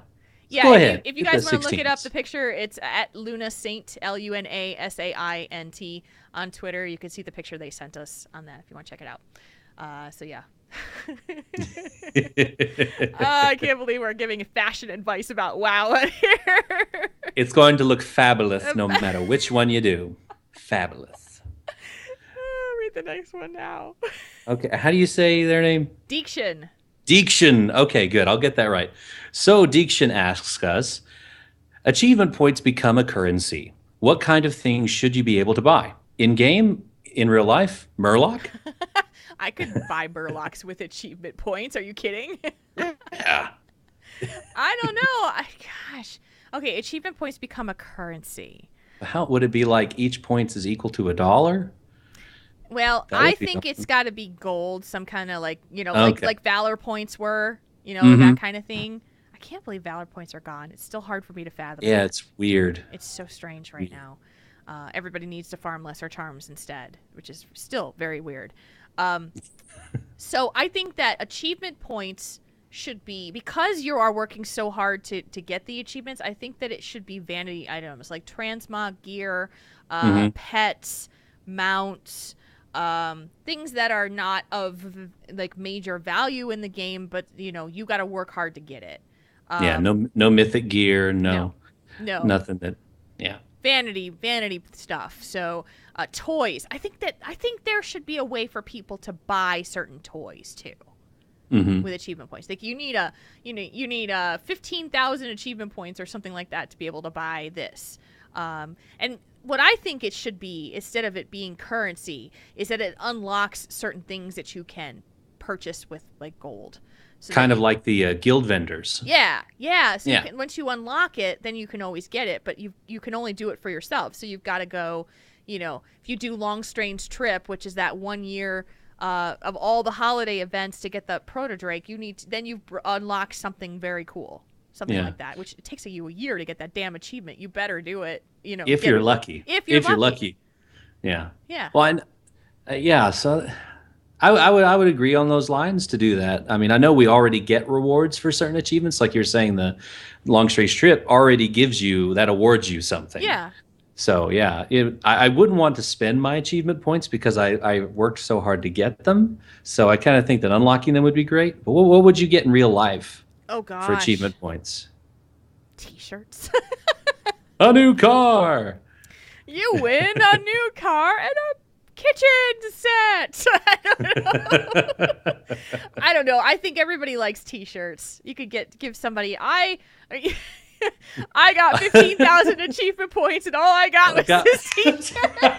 That's what I was gonna say. You can see it going there. I was gonna say the same thing. And then everybody at BlizzCon is walking around with these shirts. You got that, and you're like, okay, I know what you did for your entire weekend for the last 5 years. Oh. I love it. I love it. That's so funny. Yep. Oh, gosh. All right, next one from Sergeant Zim. What's the oddest weather you have seen? Me today, from torrential rain and hail to a solar eclipse 1 hour later and then blue sky. Wow. That's crazy. Wow. I've seen some wacky weather because I live in the Midwest. Mm-hmm. We've seen some weird stuff. Yeah, it's kind of... I'm still in Tornado Alley, so I have never seen a tornado with my own eyes. I was in my grandmother's basement when I was 4 when one tore through town and tore off the roof of the bowling alley my dad was at the moment. He was okay, but he had to hide under the little bitty desk that they give you, to put your scores up there. He was hiding under that. And then it just tore the roof straight off? Yeah, tore part of the roof off, yeah. Jeez. Yeah. So I've seen, actually, a couple months ago, I was leaving, I was traveling in the state for work, and I was going back home, and a thunderstorm, a big front moved in, and it was like it was a tornado almost. It was like a big rolling cylinder of clouds that was rolling on its side right over me, ahead of all the rain, and it just looked like a big rolling pin across almost horizon to horizon, just rolling it huge. I could see clouds spinning and wisping around, and it was scary, but I knew that there was no, I wanted to be a weatherman, so I really studied in college for meteorology. I didn't know that. Yeah, that's why I got the broadcast degree, and geography was the closest I could come to a minor for that. So I studied climatology, and so I knew that the conditions weren't right exactly for a tornado, so that I was okay. But it was still very unnerving. I pulled over to the side of the road and took lots of pictures of it. I'll show you one. It's creepy looking. I want to see these because I have my brain has a strange fascination with tornadoes. I dream about them. Actually, I dream about them. When things are very, very, very out of control in my life, because I've read about this. I mean, it's like I dream about tornadoes so much that when things are out of control, you can connect it to that, because that's what it ties to, is feeling out of control or out of sorts with what you can control. And sometimes the tornado rips the roof off. Sometimes it comes right through the middle of the house. Sometimes it just, but I have been in a tornado situation in Madison here in Wisconsin a couple of times. But one of them hit 3 blocks away from where I was. Ooh. And I was sitting in my living room. It wasn't this house. It was another house. And they talk about how a tornado sounds like a train. There's a train coming. And I will never forget the sound. It's all of a sudden everything went quiet. And then it sounded like there was a train coming. And I was man. Grab the cat, run down the stairs. I only had one cat at the time. Ran downstairs.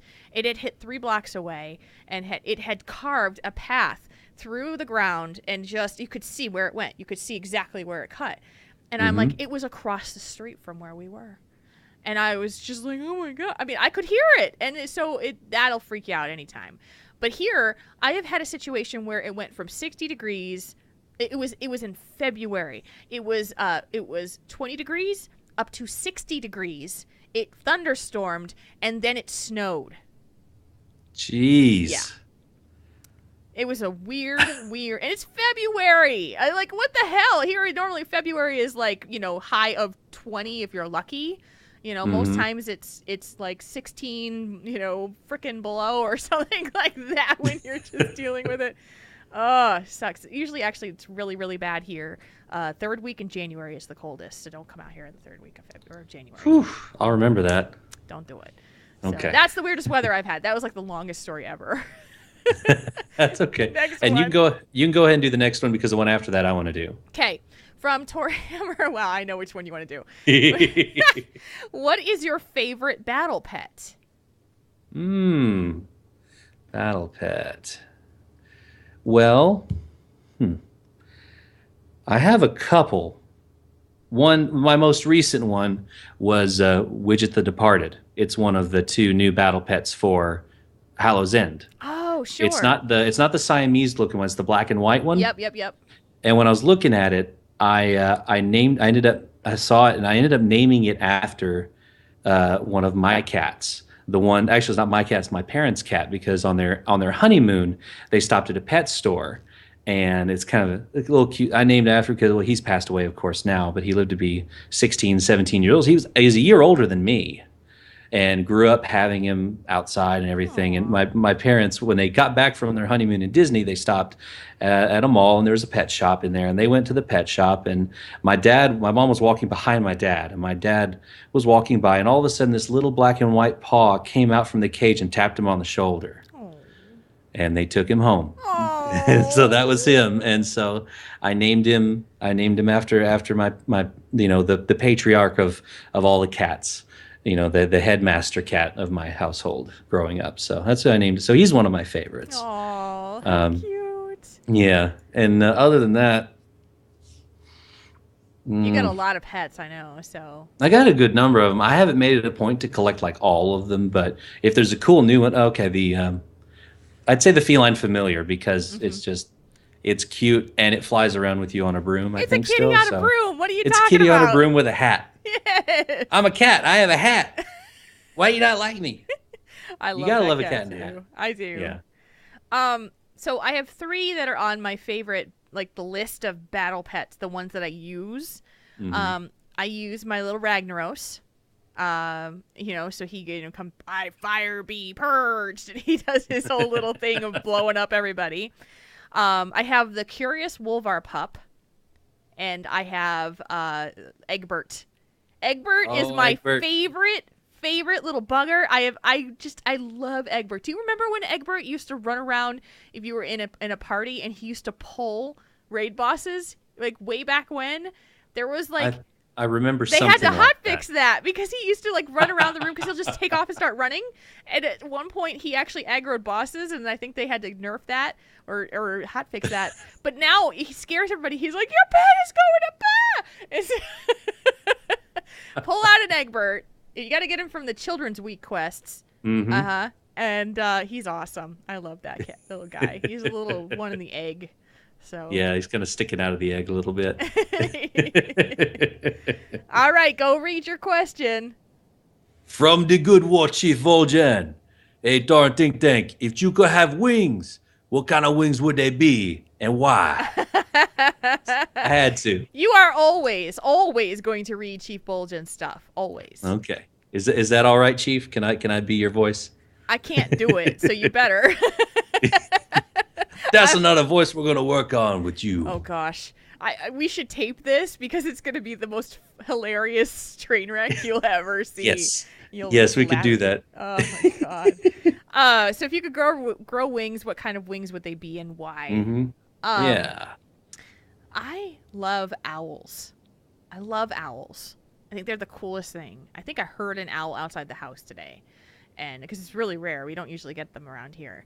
So I think I would get like owl wings, kind of like my boomkin does. It looks like a big old owl. Yeah. Yeah. That's cool. I would do it. Do it. I can't do it. I can't do it. How about you? Well, let's see. I could always say angel wings because I just like the way that looks, and especially, you could just kind of have this commanding presence. You kind of walk to somebody and you're like, yeah, you're going to need to stop doing that. Well, yeah, well, what makes you think you can do that? And all of a sudden, woof, these huge wings come out. You're like, yeah, that's why. Or something like that, now just you to need kind an of, angel voice. yeah. This big choir voice come out of my face. Some like either that or, oh gosh, I used to love Gundam Wing. That was my favorite anime back a while back. So like maybe like like a robot wings, like thrusters, and kind of have this mech pack kind of thing, like Falcon in the new Captain America movie. Where Oh, it's got sure, those were cool. Mechanical wings, something like that. Yeah. Yeah. Okay, I'm down with that. The mechanical Falcon wings is the bomb. Mm-hmm. Just, hopefully no one could shoot them off of you. That would be the bad. Yeah, that would Don't be. shoot them off. Yeah, that would be really bad. And finally, you want me to go? you want to read the last one. Go ahead and read the last one. Okay. From Goose Rum, or Goose_Rum. How much tobacco do Taurens really smoke? Well, honestly, I think that it's actually peyote and nobody actually talks about it. Yeah. So, or we might be toking a little bit of, Earth Mother, watch over you. Oh, she is, honey. Oh, she is. We've been watching over all this time, and we're doing just fine. Us and I'm gonna Earth. go commune with the spirits for a minute. I'll be right back. I'm still torn, though. I have to just kind of do this as a quick aside, because I'm playing my Tauren Druid on AIE, on Earthen Ring. And I'm gearing her up for raiding sometimes when I can, kind of just jump in as a raider.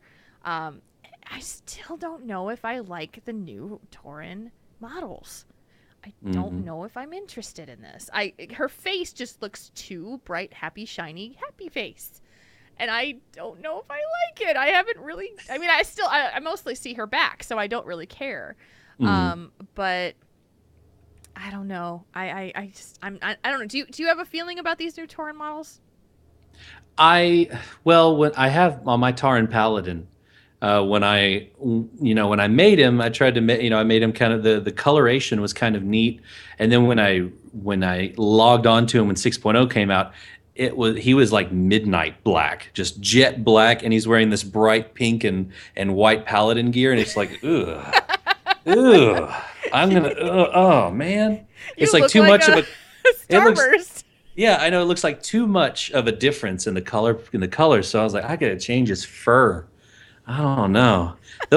And so I like all of the models. I kind of wish that the female dwarves had a little bit of a happier expression on their faces, because they all look kind of like sad, or kind of like they got a kind of stank face on. Yeah, it's like, oh man, again.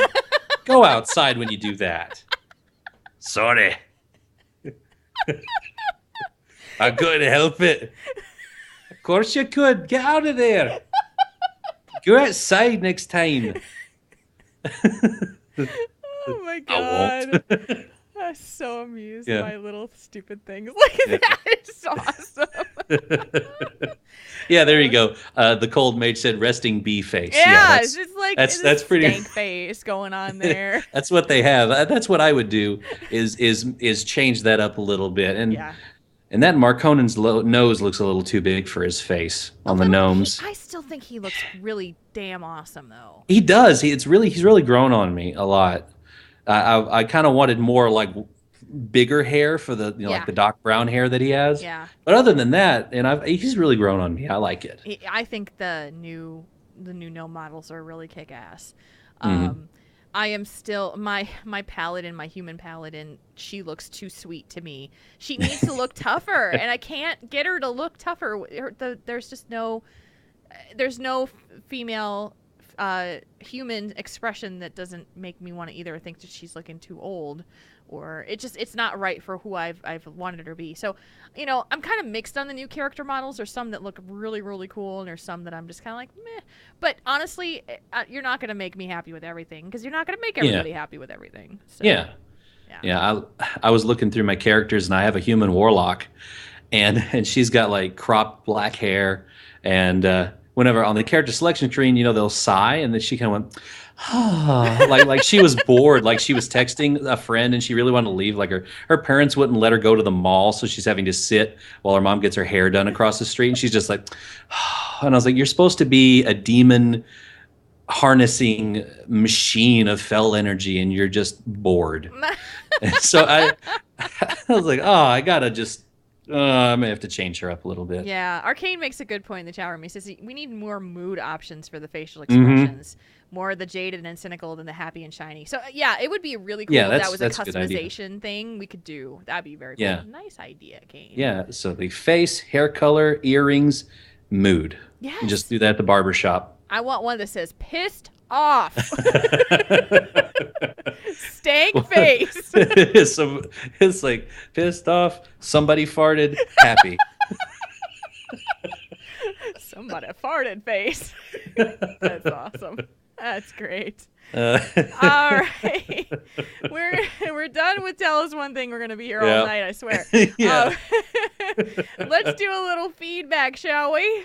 Yeah. All right. Ladies and gentlemen, we now bring you... Wow, that's a lot of feedback. Yes, it is. But we love it, because it helps us to figure out what you guys like about the show, what you've been enjoying, and what's going on with you. So let's get to our feedback letter of the week. Hello, Triple T. I'm writing to you not with a question, but with praise and heartfelt thanks. Yay. I recently transferred servers to join a guild I'd been raiding with for a while through cross-realm groups. Before I committed the money to the move, I made sure I spent time in Vent with the guild members and had a nice long talk about raiding expectations and warlords. Everything seemed like a perfect fit. Right attitude, humor, raid times, and their progression goals matched mine. Heroic with some attempts. However, last night while raiding, it was declared by the GM that the guild would be focused on progression raiding in Mythic, with very little time spent in normal and heroic. This is a complete 180 on what I was told by the GM no less than a month ago. I immediately began to panic and got very upset. Then I started to hear this voice in my head saying, it's only money, and if a guild doesn't fit your style, find one that does, over and over again. I quickly realized I had become one of the many people over the years who would write into Triple T looking for advice, but because I had already heard this same problem, I knew the advice and the steps I would have to take. So with that in mind, I've already begun the search for a new guild and will look to move as soon as possible. CTR is currently on the shortlist. Thanks so much for all you do and for helping out so many people in the past, which led to you helping me too. Sincerely, a benefactor of trickle-down advice. That's awesome. I loved this letter so much because this is the epitome of what I talk about. When you guys write us something and we answer it or we discuss it, it is not only helping you, but it helps so many other people. And it may not be something that applies to you specifically at the time, but it may come down to it. If you listen to this show, it's pretty awesome that you have this voice in your head that's hearing the advice that we would give already. Mm-hmm. But, I don't want us to be like, not needed anymore. So, keep giving us those problems that you might have every once in a while. We could still use the discussion. It's very cool. And who knows, someone in the chat room may have a different addition or take on that. Yeah. So we could always use that. Absolutely. So thank you so much for this letter, for making us smile and just letting us know that the advice helps, even though it may not be the letter that you wrote in. So, and glad to hear that you're considering CTR. Obviously, we're pretty good fans of that guild. So, we're both in it. I help run it. So, most definitely come by and check it out. There's so many places for you to raid right now because everybody is putting together teams. It's time. It's time to go. And speaking of which, I'm trying if I can find any free time, which has been kind of hard. excuse me, I'm hiccuping again, to put Cat on Fire back together. Maybe under a different name. I've been hearing some feedback from the current teammates, and maybe we need a different name now. I really like the name, though. Yeah. I like the name Cat on Fire, so I'm not sure yet. But the team, it is going to come back, and it's going to be the one-night raid team, going to be heroic level, the former normal style. And I'm super excited to be thinking about raid. It's going to be like, oh, okay, BlizzCon. Oh, okay, expansion. Okay, raiding, right. So, yes. yeah, I'm still trying to figure it all out. And Kane has been helping me to try to put some stuff together. Mm-hmm. So, because I just don't have time. I don't. It's just so much to do. So, yeah, so that's what's going on there. But, anywho, let's do some /Moos, shall we? Let's do it. Let's do it. All right, start the first one, Markonen. All right. Hello, Jules, and whomever may be hosting today. So I'll take that as me. I'd like to send a special /moo to my little brother Yokatsu, a level 90 monk in CTR Kazakh, for finding finally finding. Nice phrasing. It's written like that. For finally finding a raid team. Good luck to the Raidy Brunch as they enter into 6.0 and take on the Dark Portal. And that's from Waria from CTR Kazakh. Nice. So yeah, /moo to you. And from Priest_Lucio, a big /moo and salute to our neighbors to the north. Our hearts are with you in this tough time. #Canada Strong. Most definitely. Absolutely. That's a hard thing. Forgive me. One last time, how do you pronounce his name? Deekshin. Yes. I found it. Deekshin. Yes, from Deekshin. If it's not too late, a big /move, Sharku CTR, and Markonen Wow for their work on the last few shows. We both were great. So Thank you very much, Deekshin. I appreciate that. Thank you so much. And he'll remember your name next time. I have to coach him on Yes, Deekshin. I'm writing it down right under Zebra Blankie. He's writing it down. You can see it. Yeah, it's under Zebra Blankie. I'm glad you wrote that down, too, because I was going to ask you if you did. Zebra Blankie. Yes. From Disney Girl 85, /moo to my son Lucas, who turned 1 this past week. Happy birthday, Lucas. Happy birthday. Yes. Let's see. Next up, from Memonth, /moo to a friend who is following Beyonce's rule for liking #subtweet #soon. #not till Xmas. I have said too much. I don't know what this means at all, but I don't know. There. So Beyonce's rule for liking. It must be a song. What that is either. If it's not put a ring on it or bootylicious, I don't know it. I know. Maybe somebody can translate for us. Yeah, we'll get it in there. From Shieldbearer CTR, a.k.a. Nate, /moo to sleep. I miss you. Oh, poor Nate. I'm sorry. Oh, yeah. I miss sleep sometimes, too. I know you do. Yeah. And finally, from Spankies, /moo to you, Jules. And that's not breaking the rules. The Moos are there to say thanks or to tell people how awesome they are. You're doing awesome keeping the show going. And /moo to your hubby for being so darn supportive of you. So yeah, I guess that's /moo to both Jules and Arcane. Yeah, I know. Spanky's made me put this in here. He's like, I am forcing you to do this. He sent this to me through Facebook of all things. You need to put this in the show, so I did. But it's still cheating. It is breaking the rules. Yeah. /moos are not for me, and they're not for Markonen, except for now, when you can give now him it's over. /moos. Now it's done. No more /moos for us. Nope. You do enough. So we done. have one iTunes review, a new one this week from King J0333. Thank you so much for your 5-star review on iTunes. You can give us 5-star reviews on iTunes and Stitcher. You can do that as well. These reviews actually do help the show. It helps people find the show. It helps them show up in more ratings. So definitely, if you listen to the show and you'd like to give us a review, hopefully it's 5 stars, that you like the show, and let other people know that you enjoy it. That would be awesome, because it certainly does help us as well. Absolutely. So, Markonen, what is going on this week for you? Anything that you've got coming up?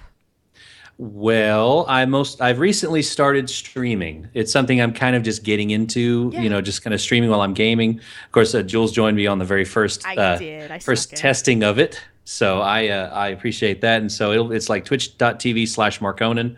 I may stream a little bit after the show because I have to stay up all night to get switched back over to overnights. So I'm going to have to play some games. Also, I'm going to be, we already recorded it, but my good friend Rayanne, I was part of the Ready Player One roundtable discussion with Arcane and Midnight and Rayanne. Yes. And that's coming to Realm of Books here in the next week or two. So keep your eye out on that. You can follow her show at Realm of Books. I think it is. Pretty sure it is. Just search for Realm of Books. I promise it's there. It's there. And it's definitely. it's a great show, and it's a real good discussion. We're gonna have a lot of, and we may have something coming up in December. I'll be doing something with her as well. Very so, cool. Other than that, and working, that's about it. That's fine. That's Until enough. BlizzCon. Until BlizzCon. So we will have a show next week as normal. Obviously, the following week we will not, because we will be at BlizzCon. Marcona and I are trying to make some plans that we will record something together since we're there together. So we'll try to record something that we can put up on the feeds for you guys. As for me, hopefully this week we will return with I Remembered It Better. We have been off for 3 weeks, which has been disappointing, I know. But Cliff had a baby, and there's baby stuff, and you need to adjust to the baby stuff. That's a lot of time it takes. It's a lot. So we are really, truly planning to be back this week because it's the day before Halloween, and we really want to do something for Halloween for this show. So, so hopefully I Remembered It Better will be recording live on Thursday nights, twitch.tv/IRIbetter. So check us out there. And again, if you want to listen to the Starting Zone podcast that'll come out this week, I will be on it and doing my stuff there. And I think that'll be enough. You know, say some good words, good thoughts for me that there's nothing more serious going on and I can still go to BlizzCon, because that's my biggest fear right now, is that the doctor is going to tell me I can't go to BlizzCon and then I will have a fit. So so think happy thoughts, Moo Crew. I need it. Yes. Otherwise, we'll be back next week with another show. And with that, Mark Honan, how about we bring this baby home, huh? I think we should do that. Let's do it. Tauren Think Tank is a proud member of the Signals Media All-Star Network. Find out more about the other great shows in the network by going to signalsmedia.com. You can find us outside of the show on our website, taurenThinkTank.com, which has all of our podcasts and information on how to get in touch with us. There's also a donate button on the site, so if you like what we do and you'd like to support our show by sending us, a little donation, that'd be a great way to do it. You can like us on Facebook at facebook.com/TaurenThinkTank. You can find us on Twitter for the show at Tauren Think Tank. You can find me, Jules, at Jules RPG, and you can find Mark Honan at Mark Honan Wow. That's MarConinWow. You can also chat with us and other members of the Moo Crew on our forums. Give those boards some love, please, at forums.signalsmedia.com. And our voiceovers, I'm skipping around here. Our voiceovers are done by our two uber mages, Arcane and Mark Honan. Yeah. Also, don't forget to get your Triple T t-shirts at slashloot.com.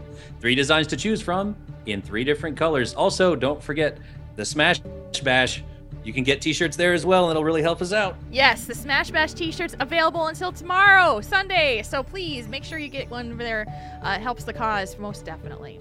Thank you, everybody, for being here tonight. Thank you, chat room, for being with us, for being here for the reveal of Mark Honan as the new co-host of Triple T, and hanging out with us every Saturday night. We record 10 o'clock Eastern Time, twitch.tv/TaurenThinkTank, and we do love seeing you all here on the download, on the show live stream. We loved having you here. So again, welcome to Mark Honan for being the permanent co-host of Tauren Think Tank. I am gonna lose my breath soon, so we're gonna go. And guys, we'll see you next week, 10 o'clock Eastern. So until next time, /moo, everybody. /moo. I need to do this better.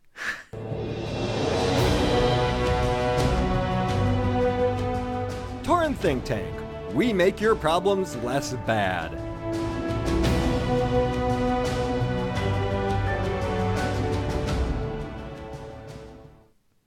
Shoot. This podcast is a part of the Signals Media All-Star Network. For more information on this and other fine shows, go to signalsmedia.com. It's okay to stick our stuff in your ears. Really? Really? Really? I'm all discombobulated tonight, man. It was awesome, guys. Thank you. Yes, thank you, Go, Mark Jarum. Conan. Go, Mark Conan. It's your birthday. It's your birthday. It's not your birthday, but it's okay. So excited. Oh man. Oh my gosh, that's awesome.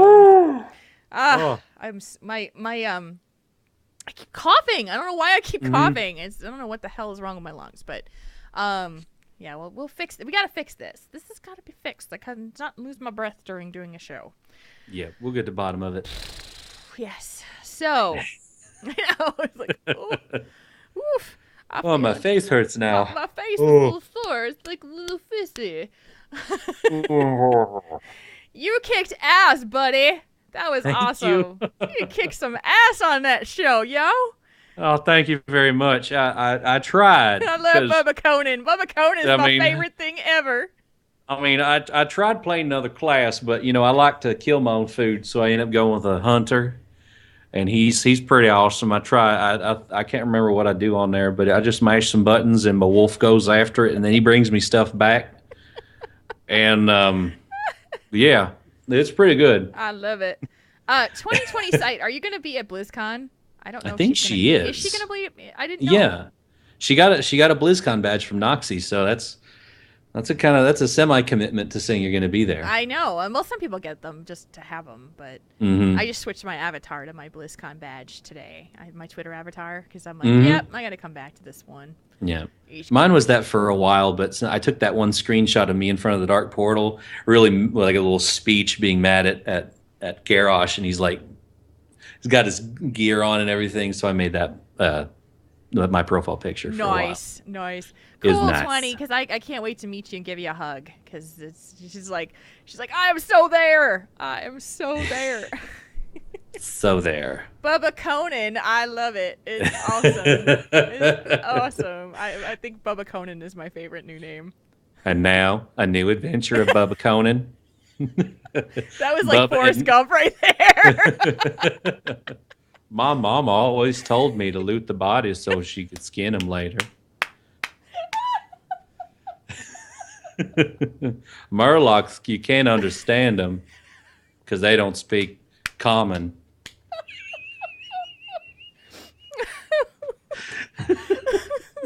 It could be like Deep Thoughts with Bubba Conan. That's what it could be. I think we just got it. I think we just got our And now, another Deep Thoughts with Bubba Conan. Why is it they say you can eat and drink at the same time? That don't make no damn sense. This has been Deep Thoughts with Bubba Conan.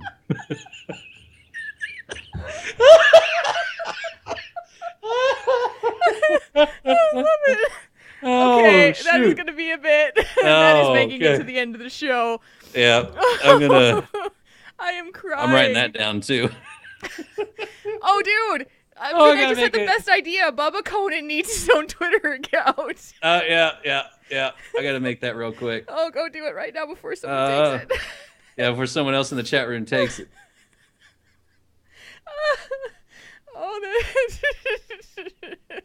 Follow for that. Oh my God, we could do an entire show with Bubba Conan. I would die. Yeah. Oh my God, that's funny. I love when these things happen. I love when like little memes crop up that you can keep going. Oh, that's awesome. We're making the chat room cry because they're laughing so hard. They're all catching up. Oh, shoot. Oh, let's see here. Oh, gosh. I got to find an email address. I'm going to make that then. Yes, his full name is Cletus Bubba Conan, but he's got to be Bubba Conan. Oh, okay. I love it. This is happening right now, kids. Bubba Conan is going to be a Twitter account. It's going to be a thing. Have we gone from Jules bot to Bubba Conan? Yes, my goodness. Is the best. This is the passing of the buck. It has happened. It has right now. It's going to change Lori, it up a sorry little for the bit. deleted link thing. Yeah. Let's see here. Sorry, guys. We have. Did Sorry, Did guys. we have much of a troll thing tonight? Because I didn't. No, not at all. Seeing it. The mods were real quiet. They didn't have to deal with anything tonight. Did you guys have to delete anything? I don't think you did. But oh my god, I'm sweating. I've been laughing so hard.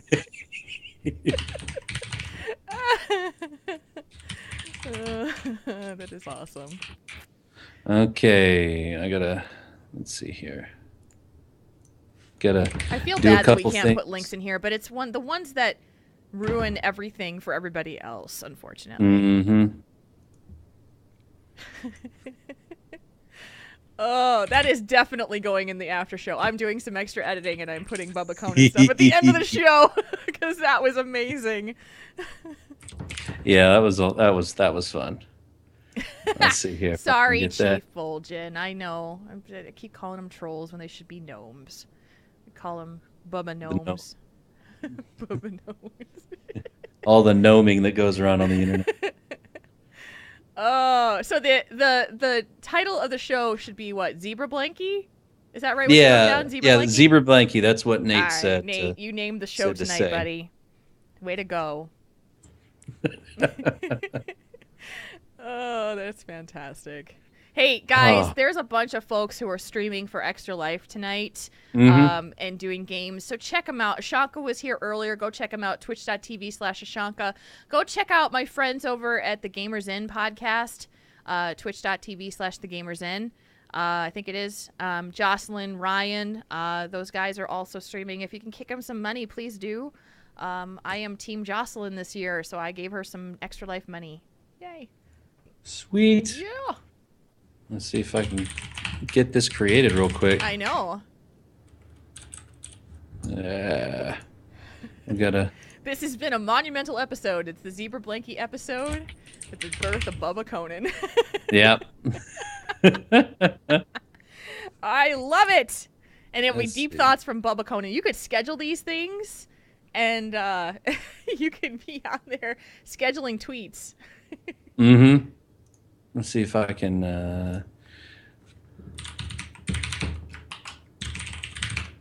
make if it worked. Yeah. He's like frantically typing over here. Yeah. Hey, okay, I've got the email set up. And it said, "Welcome to Gmail, Bubba." Are you going to be Bubba Conan at gmail.com? Yeah, that's what it is. Okay, let's see here. Bubba Conan. Okay. Let's see if it works. We're glad you're here, Bubba Conan. Twitter is a constantly updating stream of the coolest, most important news, media, sports, TV, conversations, and more, all tailored just for you. Let's go. Bubba, what do you want to try out with Twitter first? Oh, hell, I don't even know. I'm gonna have to make like a gnome and get him the most ridiculous looking country transmog or whatever. That's gonna be his profile pic. Country gnome. Country gnome. Country gnome, take me home to the place where I belong. Sweet gnome are gone. Holy crap. They just keep coming. Oh, my brains. It's just, they're just flying around. We're glad that we have entertained the chat room tonight. This has been awesome. Oh, they could. War Chief, I don't want to hear none of that lip about gnomes not being hunters. We can be hunters. We just choose not to be. You got a little Vince Gilligan going on right now. Just a little. Just a Vince Gilligan. All right, Bubba Conan. Let's say goodnight to the chat room. Oh, my goodness. I know it's early for you, but it's getting late for me. So. Well, I was up all day today, yeah, so you it's need to get some sleep. I'll have to get some sleep in like another 12 hours. Sure. So I'm gonna go play some games, play some WoW. Yeah. Do some raid and some solo raids. Oh, that's beautiful. Try and get some of those rare mounts, like Mimron. Mimron's head invincible. I was doing this voice earlier today, and I was like, maybe I should do this during the show. Maybe I should just wait. I don't know. Norma Jean said I shouldn't do it, but I told her she needs to shut up. I'll do it if I want. Oh God. There's just gonna be so many voices. I am dying to see where this goes. Yeah. Dying to see it. It's awesome. I love it. Well, I didn't really throw like in the old stuff that I used to do. I didn't do many voices because there wasn't room for it. You know, well, now there's room for it. Boy, howdy, there's a lot of room for it. Oh man. All right, chat room. We're gonna head out of here so I can breathe again. And so we'll see you guys next week. Thanks for being here, and we'll see you next week. Slash moo, everybody. Slash moo, folks. Have a good week. Cletus Dakotan says slash moo. Bye.